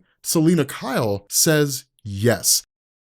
Okay, so I'll be honest, man, this writing regarding Batman and Catwoman, it's so cool. Like, it's really amazing. Like what Tom King is doing is probably the best thing coming out of DC Rebirth. So the whole idea of Batman and Catwoman, it really throws into sharp relief the nature of like marriages in comic books, right? Because there's two types of marriages. There's the ones that are gonna be difficult but interesting, and then there's the ones that are too easy. Like, for example, Superman and Wonder Woman. I mean, granted, Superman and Wonder Woman never got married, but they were dating for a while when the New 52 first kicked off, and fans didn't really like it. What story could you write that would involve Superman and Wonder Woman that could be compelling and last any real measure of time? Like, oh no, Lex Luthor has green kryptonite and he's attacking Superman with it. You know what? Wonder Woman shows up and she knocks out Lex Luthor and she grabs her green kryptonite and she throws it into space, and Superman gets up and says, thank you, Wonder Woman, and the story's over. That's it. Whereas when you have Superman and like Lois Lane is human. She has no powers. She's just a reporter, and she's in danger a lot of the time, but she can also hold her own. But the fact that she has no powers forces the writer to rely on Lois Lane's ingenuity in order for her to pull it off. And it's cool because with Batman and Catwoman, it's much the same way. It makes sense that Batman and Catwoman would get together. Now, this whole idea of Batman marrying Catwoman, or at least proposing to Catwoman, does set in stone this idea that there can be some pretty compelling stories. And this initially picks off with the two of them just kind of roaming through the desert and having to put a horse down because it just can't walk anymore. Now, it's kind of intriguing because the interaction between the two of them in some ways is almost like an Aaron Sorkin TV show, like an Aaron Sorkin script, right? Like if you guys ever watch a show like The West Wing or The Newsroom or something like that, the way that Aaron Sorkin writes interactions between people never talk that way. But it is interesting to see. And with Batman and Catwoman, it's much the same way, where they sort of have these interactions, like they'll finish each other's sentences or they'll know what the other's thinking or something along those lines. And it's almost like a fictional account of how you imagine a relationship to be. But it works with these two characters because they've been enemies for so long, but there's always been this kind of romance between the two of them. And it works. And it's really, really cool. But the other half of this is the Bat family, right? Like we talked about in Red Hood and the Outlaws, that in a lot of ways, Jason Todd doesn't see himself as a tried and true member of the Bat family. He is, but he doesn't necessarily see himself that way. But in the middle of the Bat family hanging out, doing whatever it is that they do in their off time, I guess hanging out in the library and just, kicking their feet up and just talking about stuff, Alfred shows up. Now, Alfred showing up is always interesting because Alfred's like the father figure for Bruce Wayne, right? And I mean, while he is there to serve the Wayne family, keep in mind, Bruce doesn't really treat Alfred like a real butler, which is to say he's not like, your job is to come here, do these things, and then you leave. No, he's a father figure. Bruce Wayne is almost always inclined to take the advice of Alfred unless it runs contrary to what Bruce Wayne wants to do, which is actually about pretty far from like a father figure. I mean, it's actually kind of far from,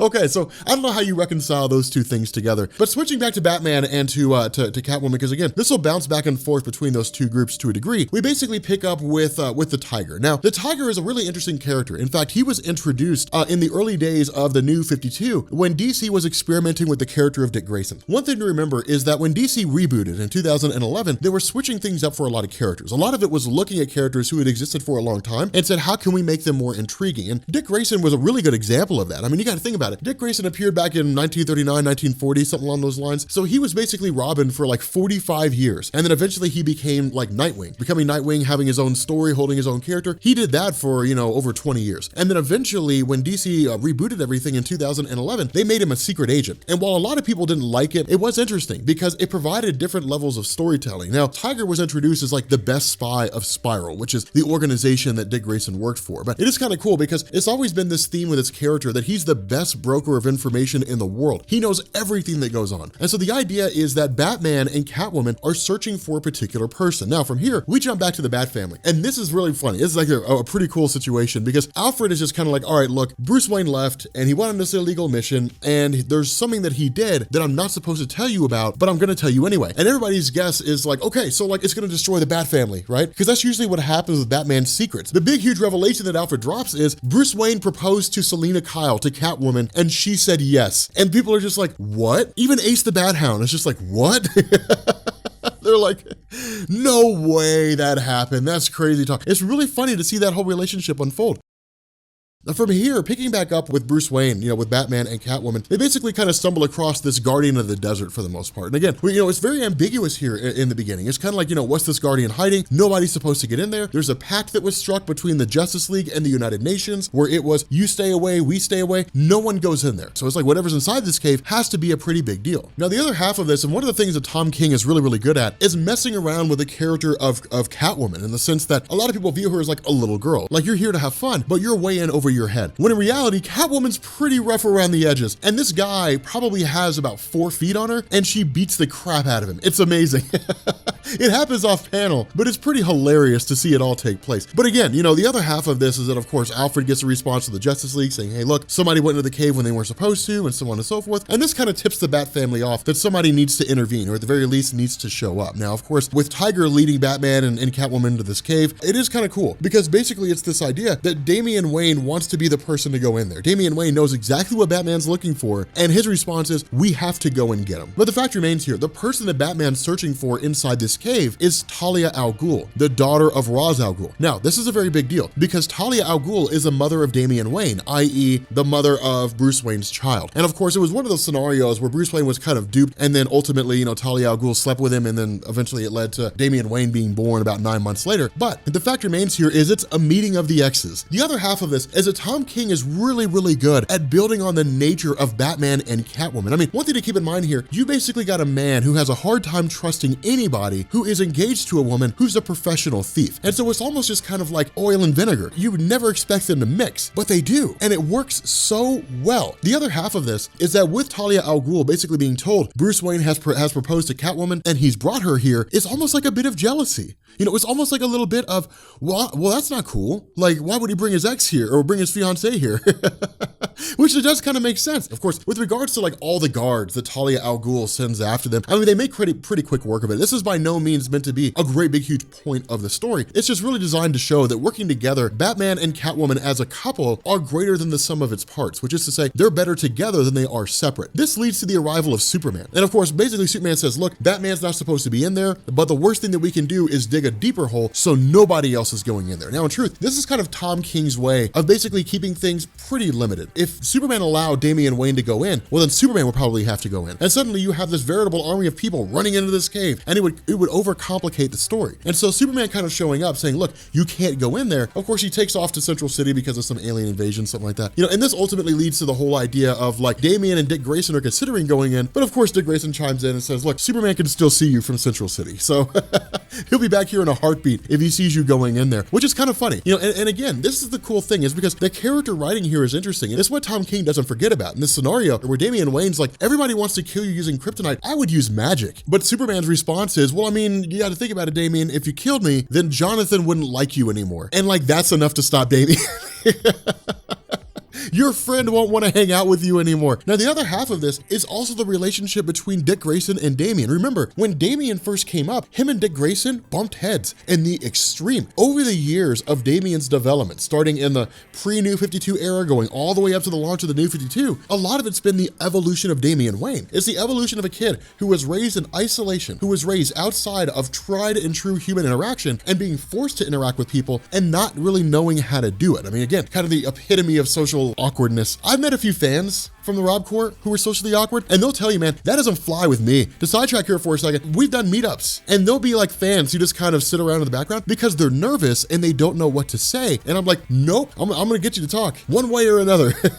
I'm gonna get you to talk, and I'm gonna answer your questions on which character is my favorite superhero and who can beat who, and we'll get ice cream and all kinds of cool stuff like that. I love hanging out with fans. It's one of my favorite things to do. Anyway, Batman correctly deduces the idea that these guys showing up and facing off against him and Catwoman are not to kill them, it's to tire them. Because Talia al Ghul finally makes her presence known and says, I challenge the both of you. Now, in truth, she overcomes Batman pretty quickly. And I would surmise Batman actually lets that happen. That under normal circumstances, Batman could easily take out Talia al Ghul. And the fact that Batman was so easily overtaken by Talia al Ghul indicates that he let her overtake him, because from there, her focus shifts to Catwoman. Now, I would not believe that Batman would let Catwoman die. For me, I think it's more of a test. Where does she reside? And that kind of seems to be how this goes, with regards to the way the story ends. But the battle between Catwoman and Talia al Ghul, the battle itself isn't really so great as much as the dialogue between the two. Because one of the things that happens is Batman says, look, we're here for a girl named Holly. Catwoman was accused of killing 237 people. She took the rap for a girl named Holly. We're gonna get Holly to basically confess to her crime so that Catwoman can be free and she can marry me without having to live underground and worry about cops chasing her down all the time, to give her some measure of freedom that's out there. But the whole dialogue between the two is Talia al Ghul starts to run over this whole scenario where she says from the time that she could walk all the way up to the time that she became a formidable fighter that she is, her father, Ra's al Ghul, would throw her a sword and say, fight, and you keep fighting until I tell you to stop fighting. And if she died, he'd throw her into the Lazarus pits, resurrect her, bring her back out, and start the whole process all over again. But the whole scenario, the whole thing that Talia al Ghul is hitting home is that there's a difference between the way that Catwoman lives and the way the world really is. It's a battle of ideologies. There's two kinds of people out there. There's people living their heads in the clouds, and then there's people who understand the world the way it really is. And that's what this is designed to be. Talia al Ghul is the darker side. She's the part that she believes matches Bruce Wayne, because Batman has the dark side. He's got the brutal side, the part that doesn't really want to let bad guys live, because if they live, then they'll probably go back to committing their crimes again. It's that side of Bruce Wayne. Whereas Catwoman is really kind of like the caring side, the loving side. And that's what's so interesting about this, is because there is this conversation that takes place between Dick Grayson and Damian Wayne. Dick Grayson asks Damian Wayne, do you know why Batman proposed to Catwoman? And Damian Wayne's initial response is, I mean, I don't really know. I mean, you can offer an opinion, but at the end of the day, it's just your opinion. And Dick Grayson's response is, because it makes him happy. But the reason why he didn't tell us is because it means he's asking for something. And that's the coolest thing, is because Dick Grayson sits down and he says, look at Batman's history. Look at everything that Bruce Wayne does. All he does is give and give and give and give. He sacrifices himself for the betterment of others. It's always been giving things up. It's always been losing things. Batman's never really been able to say, this is mine. Batman lost his parents. He lost Jason Todd. He lost Alfred for a time.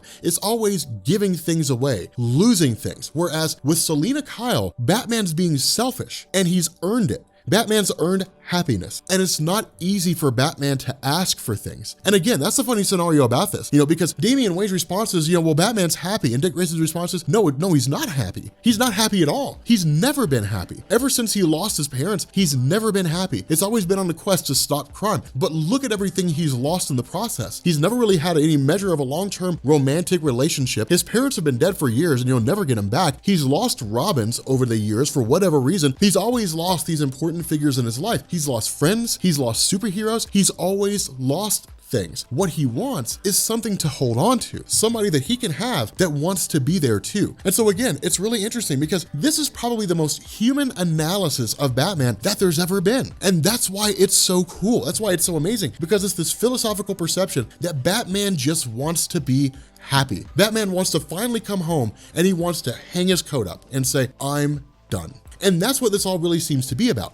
Tom King is knocking on the door of this possibility that when Batman gets married to Selina Kyle, that a time will come when he will just walk away from Batman and just say, I'm done now. I'll be an advisor, I'll pop into the comics occasionally, but from this point going forward, somebody else will be Batman. I doubt it'll stay that way for any measure of time, if it even happens at all. I mean, I personally think this is gonna end with something terrible happening. Catwoman's gonna die or something sad like that. I have no idea. But, in my mind, it is beautifully done. It's a great analysis because Batman just wants to be happy. He's just like everybody else. He's tired of fighting. He's tired of, struggling, tired of giving things up, tired of losing things all the time. He just wants some measure of peace, some small measure of peace. And that's why it's cool, because at the end of this whole battle, ultimately Selina Kyle's able to overcome Talia al Ghul. But ultimately, Selina Kyle approaches Holly and of course says, look, I'm trying to find happiness myself. I'm trying to get away from this life that I've been living of thievery and crime and so on and so forth, but I can settle down with a man that I love and I can find happiness, and I need you to help me do that by confessing to the crimes you committed. Now, the other half of this is Talia al Ghul. Talia al Ghul kind of sits down after the fight with Catwoman, sits down next to Bruce Wayne and is like, look, man, you didn't make that bad of a choice. She's pretty cool. And so that's why it kind of seemed to be a test of sorts. Is this one of those things where she really is legit? Now, honestly, it's not like Talia al Ghul's word is law. It's just one of those lines that's just kind of thrown out there like, hey, I mean, she's a pretty good choice. But it is kind of interesting in terms of the whole connection between the two, because Damian Wayne kind of asked his father, when Batman emerges with Catwoman, he kind of asked the father, are you happy? And so of course, this really hits home with the idea that Damian Wayne is finally getting involved into the nature of his father's role. Does he care that his father's happy or unhappy? Whatever the case may be, it is interesting in terms of the evolution of these characters, how they relate to one another. Damian finally beginning to view Batman as a legitimate father figure instead of a person who is his father that he just happens to live with. So this story is like the greatest Batman story ever told. Really, it's like a Batman Superman story, but it's like the greatest story ever told. I love this story so much. Now, I mean, I haven't read everything about Batman, so I guess maybe it's not, I guess I can't really say it's the greatest story ever told, but of the stories I've read, it's like the best Batman story ever told. It's so cool because this is all about like bromance between Batman and Superman, as well as like Catwoman and Lois Lane. Okay, what would be the woman equivalent of a bromance? Like, I don't know what the woman equivalent of that is. Like a womance, I guess? I don't know. Like maybe there's friends. I don't know. Like BFFs. I have no idea. Like what the equivalent of that is. But it is cool because like initially this kind of kicks off with like Superman and Lois Lane kind of going back and forth, right? And the whole reason why is because Lois Lane is like, you should call Batman. Like we need to hang out. Like we need to like get together and like we need to like hang out and have some fun and just like have like an adult's night out because like it would be fun. And it's kind of funny because like Superman avoids it, right? He's just kind of like, oh well, I mean I'm busy. I've got stuff that I've got to do. I mean, I've got, superhero things. Like, it's just making up reasons for why you can't call Batman. And at the same time, Batman does the same thing, right? I mean, Catwoman and Batman are facing off against some guys, and it's like, well, you should call Superman. Like, he's like the best friend you have. Like, we need to hang out. We got to get together. And that's what's kind of funny about this is like, when it comes to the way these stories are done, you have like Lois Lane and Catwoman who kind of stand in as the voice of reason. And we wouldn't normally expect it to be that way, right? Like, we would expect it to be like Batman and Superman who are like the voices of reason. But they're like two guys who just can't bring themselves to call each other because it's all kind of based on pride and all that kind of stuff. But as this goes on, it kind of begins to sort of dwindle things down to where we get to like the heart of the matter of why they won't necessarily call each other. I mean, Lois Lane wants to meet Catwoman, and like Catwoman wants to meet Lois Lane. And so really to kind of like bring the two together, sort of going through their husbands, it's really funny, because when it comes to like Lois Lane, she sits down and says, look, I've looked into Catwoman. I've looked into what she's about. I've looked into who she is as a villain, basically, like Selena Kyle, and I'm curious about her. Like, I want to know what would lead a person to want to marry Batman. I want to know what level of insanity would drive a person to that class. I need to know why this is the case. And again, it is fun because we would kind of expect them to just, Superman to just kind of be like, okay, cool, let's call. Let's see what's up. Like, let's get together. But once we start to go through into these little nicks and crannies, these little tidbits, these little small things that sort of make these characters who they are, what we end up finding out is like Batman and Superman in a lot of ways idolize each other. Like, I mean, you got Superman fighting against some radiation guy. I don't really know his name. I don't really care enough to look it up. But you got Superman fighting some radiation guy. You've got Batman going against this various group, and really these roads are kind of leading them to each other. But it's not really the villains they're facing. That's not the important part of this. The important part of this is that they sort of highlight the other's existence. They highlight the other's purpose, the role they play. They highlight who they are and what they're about. When it comes to Batman, he sits down and he simply says, or at least when Catwoman speculates, it says that you're ashamed of me. Of course, Batman's response is, of course not. That's crazy talk. I am not ashamed of you at all. That would land me in the doghouse if I said yes, even if I was joking. But still, from Batman's perspective, he almost sees Superman as like a better man than him. And that's what's so interesting about this. But at the same time, Superman sees Batman as a better man than him. Each one puts the other on a pedestal. And that's what's so cool about this, because all they really see are like the great aspects of each other. Now, that's just a hallmark of having a friendship that stood the test of time for so long. I mean, that's really kind of the thing that goes into all this, is that you've got Superman and Batman, who were like the 1-2 punch of DC Comics. And they've been enemies, they've been friends, all those things, but all that is kind of built up over the years into this tried and true friendship that's had its ups and downs. But each one respects the other to such a degree that they don't really see the flaws in the other person. I mean, they know they're there, but they don't really look at those aspects. They look at what makes them great. Batman is the detective. He's like one of the smartest men, if not the smartest man. I would argue that maybe Lex Luthor is a little bit smarter depending on what circumstance we're talking about, but by and large, like Mr. Terrific, Batman, Lex Luthor have like the top 3 spots. But still, in the eyes of Batman, Superman is like the hero. He's the good guy, like he's the Boy Scout. And even if Batman will give him a hard time over it, there's respect found in that. There's respect found in the idea that Superman will put all others above himself, and Batman will too. But where Batman is kind of like the dark and brooding side of like a singular person, Superman's kind of like the uplifting side. That's the cool thing about this. You juxtapose these people, you put them into like one person, and suddenly like they're just two sides of any one individual person. They keep each other balanced and they keep each other grounded. And so what ends up happening is that the villains they face basically lead them to like one particular building, and they take 2 different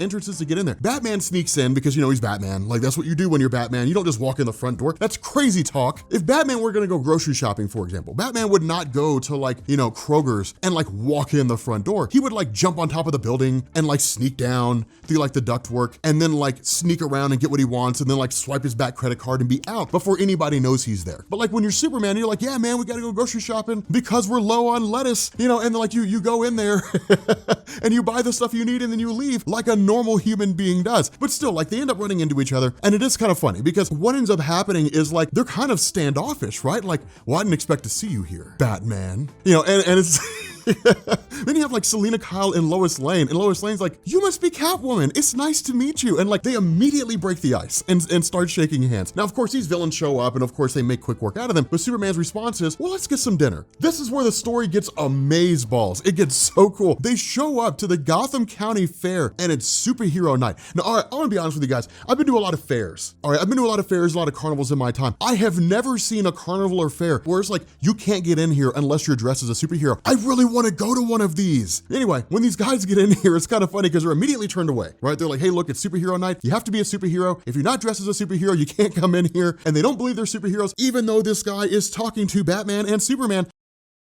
Lois Lane and Catwoman have this genius idea where they're like, well, let's just switch costumes. Batman can be Superman and Superman can be Batman. And like Lois Lane will be like Catwoman. And it's like the most beast idea ever, right? Because like the whole time Batman's like, no, we're not doing this. Like we're not doing this. All right, we're not switching into costumes. We're not trading places. We're not doing any of this stuff. We're just gonna sit and be sad because like I'm Batman, that's what I do. I mope. And so like, you guys know it, Batman mopes, but still like the funny thing is that where Batman's adverse to it all, Catwoman's like, well, you guys misunderstand what he's saying when he says no. When he says no, what he means is that he knows his fiance is really hungry and she's being very patient right now, but her patience is running out very, very fast. And he recognizes he needs to remedy that. And so he's going to do that. Aren't you, Batman? Because it's in your best interest to do that. And so like they do. As any married man will tell you, if the wife ain't happy, ain't nobody happy. And so it's funny because like they basically switch costumes and like the whole time this happens, it looks amazing. Like it's so cool because you've got Batman who's cheery and Superman who's just like mopey, you know, like I'm just gonna call him Batman Superman now. I'm gonna confuse the heck out of you guys. But you got like Bruce Wayne, Superman, who's just like, this is not going to be fun. But I mean, look at this. It's like the most fun ever. Like they're eating corn dogs and like Lobo is doing the hammer machine thing that like people always fail at and they feel bad. I mean, it's cool with this thing because like they go into the tunnel of love. And it's like a married couple versus a newlywed couple. Clark Kent and Lois Lane come out. This is so weird to me, like seeing them like this. Clark Kent and Lois Lane come out. They're like, well, that was nice. Man, Bruce Wayne and Selena Kyle come out and they're going at it like rabbits in heat. It's amazing. But the best part of this is the batting cage, right? When they get to the batting cage, like, they're just like smacking baseballs left and right. And then Superman's like, hey man, I mean, I could pitch to you if you want. Like, you wouldn't hit it, but I mean, I could pitch to you if you want. And then Batman's like, no, dude, like if you pitched to me, Superman, I would smash that baseball. Like, you don't have a chance. Like, there's really nothing you could do here. Like, I would absolutely smash that thing. Something else I also want you guys to notice too, Superman is dressed as Batman wearing his glasses. I think it's hilarious. I think it's amazing. Batman wearing glasses, Batman wearing specs. Dude, this is like the most fun I've ever had covering a story before. This is amazing. But the other half of this is like we pick up with Lois Lane and Catwoman, right? And this is cool because for the most part, again, like they're foreign entities to each other to a degree. And the biggest question that Lois Lane has is like, why Batman? Like, of all the people you could marry, why would you marry Batman? And the answer of Catwoman is so simple and it's so amazing and it's beautifully done. Her response is, it's just because he catches me when I fall. And it's you know, the question is like, can you relate to that? And it's so cool because like that's the story of Superman and Lois Lane. And we've said it a million times before. Lois Lane falls, Superman catches her. But it's that he's always there for her and she's always there for him. It is the definition of what it means to be like a tried and true partner, you know, a tried and true love. I mean, that's kind of the nature of life, right? I mean, when people get together and people get in relationships, they're not really waiting on Superman, right? I mean, like a lot of women out there aren't really waiting on Superman to show up and whisk them away from all the dangers of the world and to give them all the money they need so they'll never have to worry about things. I mean, there are some who are, but like by and large, if a woman out there is waiting on Superman, it's because she's Superwoman. She's looking for a partner. She's not looking for a superhero, a white knight to show up and rescue her from all of life's struggles. You know, the idea of a relationship is coming across problems and solving them together. And that's why this works, is because the relationship between Selena Kyle and Batman is juxtaposed right next to the relationship between Lois Lane and Superman. And where we would think they would be starkly different, and where we would think it would all be predicated on two completely diametrically opposing views. Instead, they're the exact same. Everybody's looking for the same thing. Everyone is looking for love. And where Lois Lane and Superman found it, Selena Kyle and Batman have found it. But it's one of those things where like when you cut below the personality of Batman, when you cut below the whole, you know, I'm putting this wall up because I'm Batman and this wall's here because I protect myself from the world. When you cut past all that, and when you cut past, you know, Selena Kyle who does the same thing, they're just two people looking for love and they found it in each other. And that's why this is so beautiful and that's why this is so cool. Now, from here, like it's kind of funny because as they're walking along, this guy dresses the Question runs up and snatches the purse of Lois Lane. And it's hilarious because it's like, the question isn't who's going to let me, the question is who is going to stop me. And it's hilarious. Honestly, if I saw this, like if I were at like the superhero themed comic book I guess like a comic book convention at a theme park, like if I were there and I saw this, I would try to get it. Like I would try to record it and like I would upload it as a front bumper on my channel. I'd be like, guys, you have to see this, you know, and then like I would put it in the video, but like people would love it and it would be amazing. And I would just be like, yes, all those likes, I am feasting on them. But like it'd be hilarious because in response to all this, Superman and Batman are just kind of watching this happen. And then like Superman's like, okay, so like here's how far this guy is, how fast he's traveling. And Batman's like, got it, throws a baseball, knocks the dude right out. And somebody dressed as Green Lantern is just kind of like, damn. Also, maybe it's just me. That guy looks like he's dressed as Alan Scott Green Lantern. Oh my God, they're referencing Alan Scott Green Lantern, like the old Alan Scott. Not the new Alan Scott. The new Alan Scott's not as good as the old one. The old Alan Scott. But once the night starts to wind down, like once everything starts to come to a close and it really starts to come to an end, it's really more or less everybody just saying, hey, look, this was amazing. Like this was a great time. You know, I had a blast. Batman's just kind of like, no, I did not have fun, even though I did. I'm just not going to tell you. Like, I mean, that's brooding Batman. But you know, when the whole thing winds down, it's funny because Superman's like, hey man, like I'd still love to like pitch at you sometime to like throw a baseball and see if you can hit it. You know, I mean, you can't, but like, I mean, we'll see what's up. You know, I was like, I know a place. So they end up at like a baseball pitch, right? And this is the coolest thing ever. We end up at a baseball pitch and like Superman goes to throw the baseball. And Batman's like, dude, I'm gonna hit it. I mean, that's just the way it is, you know? And Superman's like, whatever, man, nobody can hit this baseball. Like, you're not gonna hit this baseball, Batman. And Superman throws the ball and he's like, here's to the impossible. And then the comic ends, we never find out what happens. That's not true. I don't know why I told you that. What ends up happening is Batman smashes it. Why? Because he has prep time.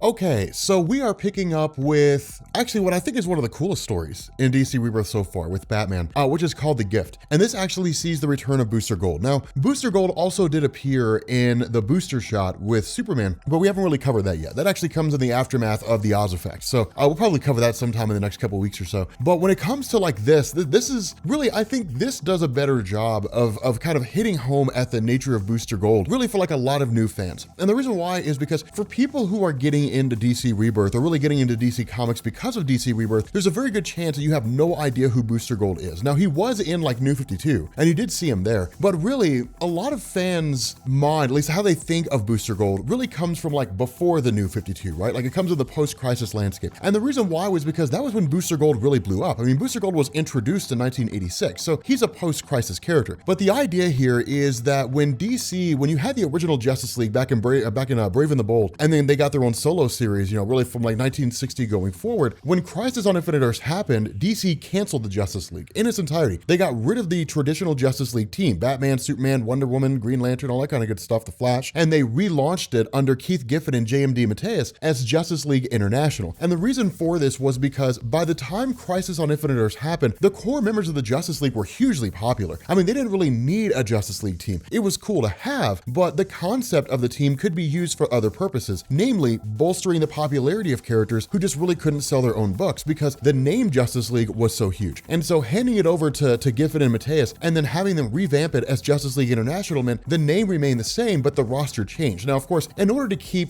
wary readers from walking away in its entirety, they threw Batman on as leader of the team, and that was enough to keep people interested. And then once, you know, the roster began to take form and you had like Guy Gardner and you had Booster Gold and you had Blue Beetle, the kind of comedy / serious nature of the stories proved to be hugely popular. Justice League International was massive when it first showed up. People loved it. Now, as time progressed, people began to lose interest. And that's the reason why in 1998, Justice League International was just basically wiped away. All the Justice League teams were removed in their entirety. And then you got JLA by Grant Morrison, Justice League of America. It was the return of the original Justice League team. But nonetheless, when it came to the character of Booster Gold, he was really popular because one, he was a glory hound, and two, like he was basically a crook. He was a guy from the future who would use his knowledge of current events because he was from the future and showed up and then was just like, I know how to save everything. And it was funny for what it was, but it was really more the relationship between Blue Beetle and Ted Kord that helped to make Booster Gold hugely popular. Like that's really what kind of set things off. The sort of like, you know, buddy cop duo that the two of them formed made them wildly popular for a lot of fans. And so really like that aspect of Blue Beetle almost always remained. There were a lot of great stories that dealt with the idea that he felt like he had the weight of the world on his shoulders, but for the most part, it was just kind of like that comedic element. element. And so he always had that little bit of humor here. So what this story does is it initially does not pick up with Booster Gold. Instead, it picks up with Green Lantern.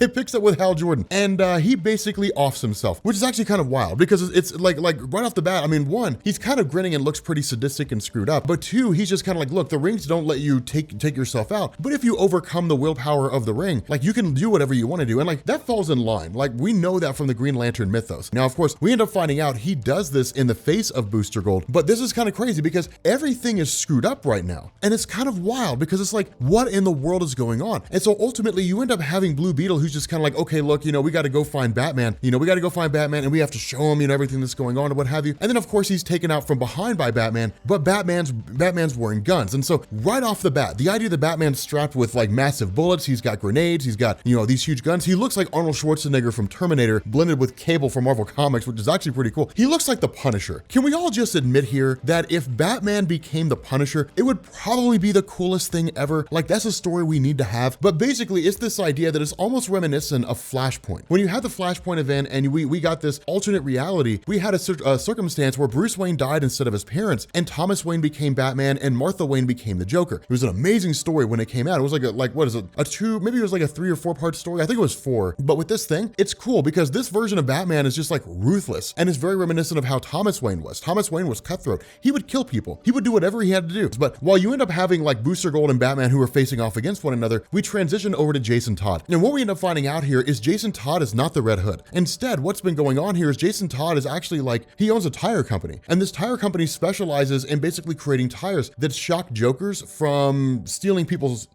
rims, basically. Now, again, this is cool because this is blending a lot of small things together, right? Like, I mean, if you look at DC, like if you've been reading DC for a while, then like it's taking all these little threads, all these little tidbits and sort of bringing them all together. For example, the concept of the Jokers, that probably comes from Batman Beyond. In Batman Beyond, the Joker had long since been dead, and in his place came like the Joker gang. And so you had like all these people, men and women, who would dress up as Jokers and then go out and commit crimes. Also notice here that it's basically Joker with like a rod in his hand, which is kind of like a throwback basically to like the Death in the Family story arc where Jason Todd originally died in DC Comics. But this is kind of cool because what this indicates here is that of course Jason Todd never became Red Hood, which indicates that Jason Todd was never adopted by Batman. If that wasn't the case, then we don't really know where he ends up coming from. Instead, we just know he kind of becomes a tire mechanic. The other half of this is Booster Gold talking to his machine Skeets. Now, Skeets is the means by which Booster Gold travels back and forth through time. And we'll actually get a little bit of clarification on that here in a minute, so we won't spoil it for right here and now. But the thing that I want you guys to notice here is really the relationship between the two of them, because this was a hallmark of Booster Gold. The fact that he and his machine would bicker with each other. Booster Gold was always a character who seemed kind of childish. And when taken out of context, and really when sort of just thrown out there by himself, it can be hit and miss. In a lot of ways, he can be like Deadpool. I think the success of Booster Gold really comes into play when someone takes his character and they throw it into a comic where he has someone to bounce off of. And that's why Booster Gold always works so well, because in a lot of ways, the relationship between like Booster Gold and Blue Beetle, or like Booster Gold and Batman, or even Superman is very much akin to like Cable and Deadpool. They just kind of bounce off each other. It's serious combined with like humor. Now, Booster Gold's taken by Batman, kind of whisked away. And it's kind of like hung from a balcony. And that's when you end up finding out this Batman is actually Dick Grayson. Now, again, this is one of the things that I love about stories like this, is because we're not going to find out how Dick Grayson became Batman. And that's why things like this are so cool. Why the miniseries of like White Knight and things like Nightwing's New Order. The reason why those little things and tidbits like this are so cool is because they keep us wanting more. And that's actually a genius move. To kind of sidetrack here for a second, one of the big issues that Marvel's been struggling with for the last while is they've really kind of reverted back to where DC used to be maybe 50 or 60 years ago, in the sense that they're like very, very linear stories. And Marvel was like that when Stan Lee and Jack Kirby were writing stories, but they're very linear stories. It's just kind of like, here's an event that sets off the story, and then here's a story happening, and then the story ends. Done. And like, that's it. It doesn't really give you any reason to want anything more than what you already see. But with stories like this, the reason why these are a great reprieve is because you're just kind of like, well, then how in the hell did Dick Grayson become Batman? Where's Bruce Wayne? Like, what's going on with Bruce Wayne's character? Like, those are the kind of things that you want to know. And they keep us coming back and they keep us wanting more. And then we end up tweeting the hell out of the writer, give us the answer to this question. Give us a one-shot, man, like do something. That's where we kind of get a real cool interest with those things. Now, again, the other thing to bear in mind here is that when Booster Gold makes his escape, one thing to remember is that while he is a glory hog, and while he is somewhat nonsensical, he is not incapable. Booster Gold is very much a capable superhero in a wide variety of different ways. What we also end up doing here, and this is really more of an aside than anything else, we actually pick up with Duke Thomas. And this is kind of interesting here. I think this was really done just for the purpose of showing where where Duke is and what Duke's doing, but he hasn't really had that many significant roles in DC Comics that there's a reason for fans to care about what's going on with him here. But again, it is kind of a cool thing to see. I mean, at this point, Duke Thomas has basically had his head cut open, he's been lobotomized, and someone's just kind of spoon feeding him, and that's it. But the fact remains here, what we end up doing is switching over to Bruce Wayne. And that's when we find out in this line, in this current set of circumstances, Bruce Wayne never became Batman. And the reason why Bruce Wayne never became Batman is because Bruce Wayne's parents never died. Thomas and Martha Wayne are still very much alive. And Booster Gold shows up and he's like, hey man, like I got a present for you. What I did is I went back in time and I saved your parents from dying. And so like your parents are alive now because of what I've done. But I did that because you're getting married and I wanted you to see what happiness would be like. So like now we have to go back and we have to like let your parents die. It's kind of screwed up.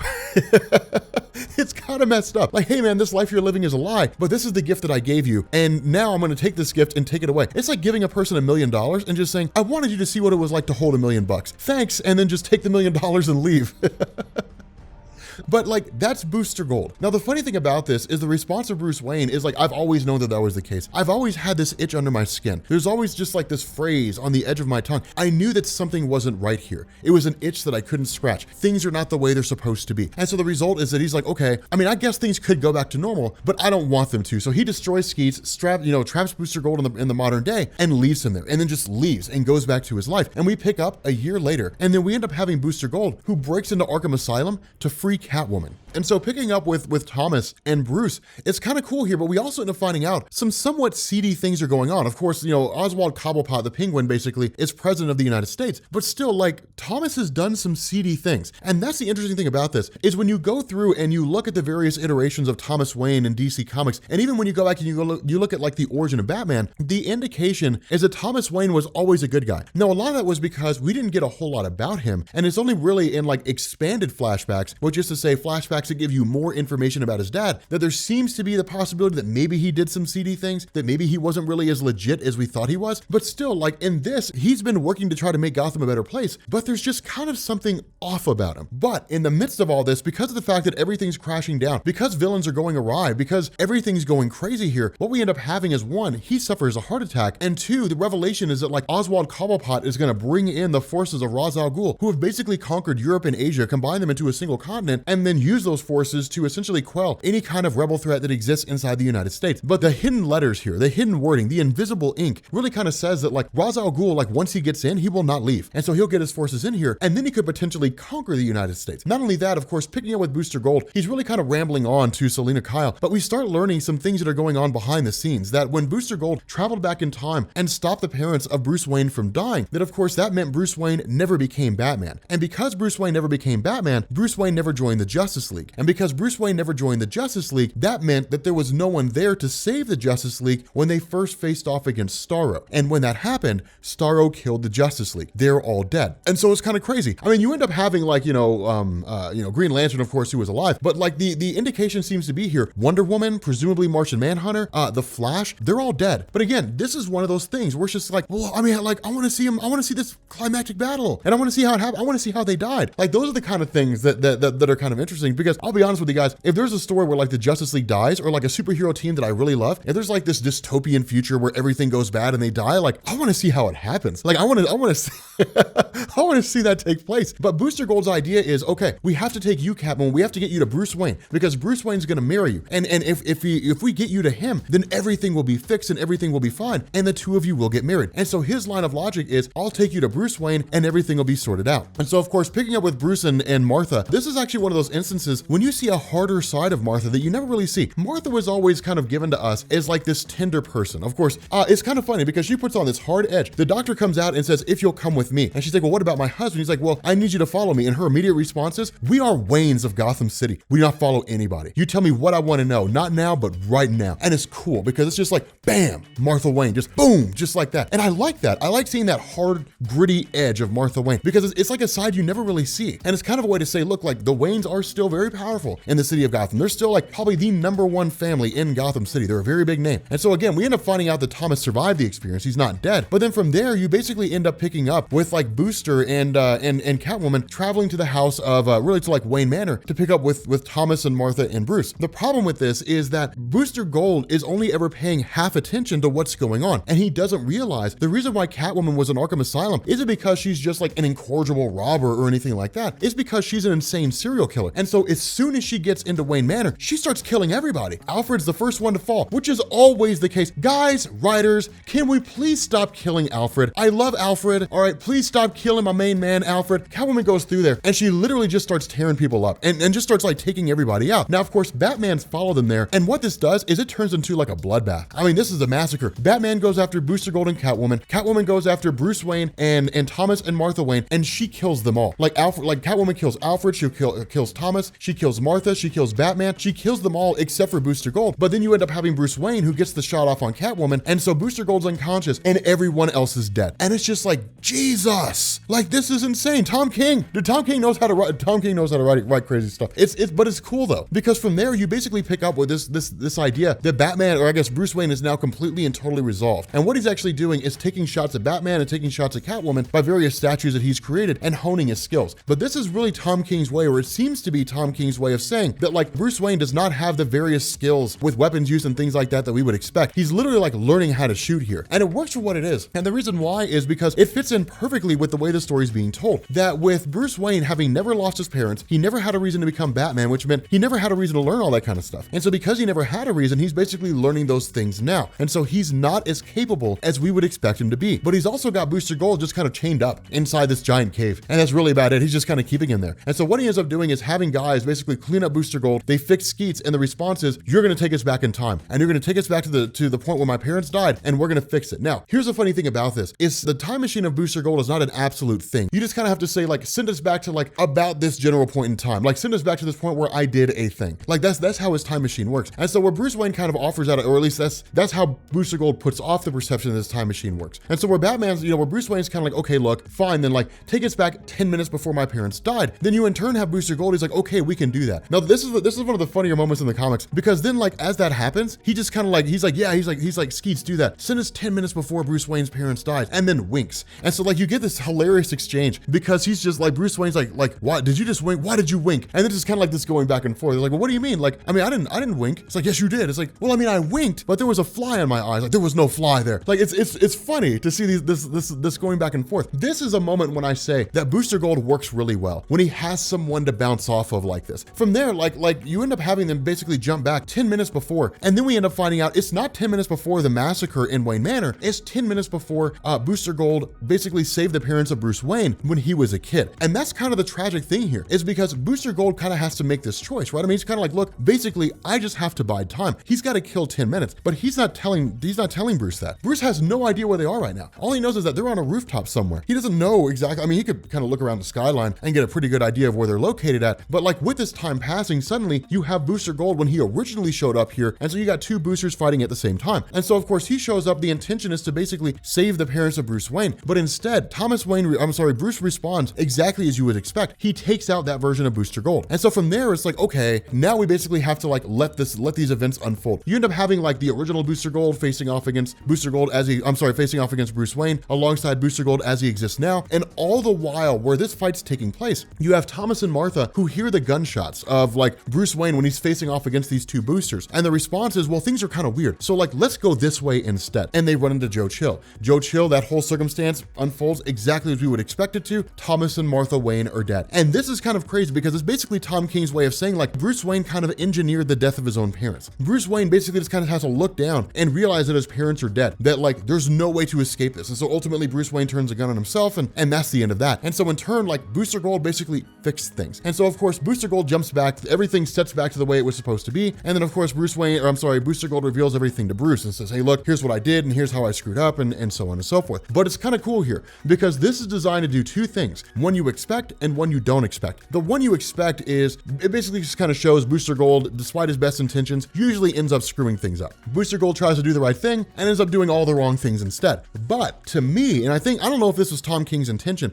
but to me, this clarifies the events of Flashpoint and what Dr. Manhattan did. At the outset, people will look at this and they will say, okay, how can Booster Gold travel back in time and allow Bruce Wayne's parents to survive, and then travel back in time again and allow them to die, and things go right back to the way they were before? Like Flashpoint showed us, if you go into the past and you screw things up, like you'll change the future. But when you go into the past and you try to fix them, the future will still be different originally, like from the way it was supposed to go, because the very fact that you traveled into the past changed how the future is going to turn out. Like you've altered the course of the future, so you can never make it exactly the way it was supposed to be. You've altered the direction things are going to go. All right, here's why I think this works. If you look at Flashpoint for the way it was originally written, that logic is sound. The way that you think about that is 100% correct. It is absolutely accurate. But what DC Rebirth has said is that when Barry Allen went into the past and saved his mom's life and then initiated the Flashpoint universe and then went back in time after realizing that his mom has to die, things were supposed to go back to normal. Nothing was supposed to change, but Dr. Manhattan changed it. And so this fits in perfectly with that, because what it basically says is like, that can happen. Someone can go into the past, they can change things, realize that what they changed was wrong, go back to the past again, set them back to rights, and everything will be okay. Everything will be fine. It's the fact that Dr. Manhattan changed things due to Flashpoint, that's what really throws a wrench in the works. That's why everything seems so different now than the way it was originally supposed to be before New 52 happened, before the events of Flashpoint took place. So I wanted to throw that out there because to me it works. I think it works really, really well. I think it actually fits in perfectly. I think probably one of the reasons why Tom King may have done it like this is so that in future stories, when the whole DC thing gets lined out, we get that huge explanation from Dr. Manhattan about what he did, why he did it, and so on and so forth. And even if things don't go back to normal, this will fit in very nicely with that. It'll fit in nice and snug with everything that's been done so far, and it won't really stand out, and it won't really, be out of place. But with that being said, guys, we're gonna go ahead and bring this video to an end. If you are new here to Comics Explained, make sure you guys hit the sub button to become part of the Rob Corps. If you guys enjoyed this video, make sure you drop a like, and I will catch you all later. Peace.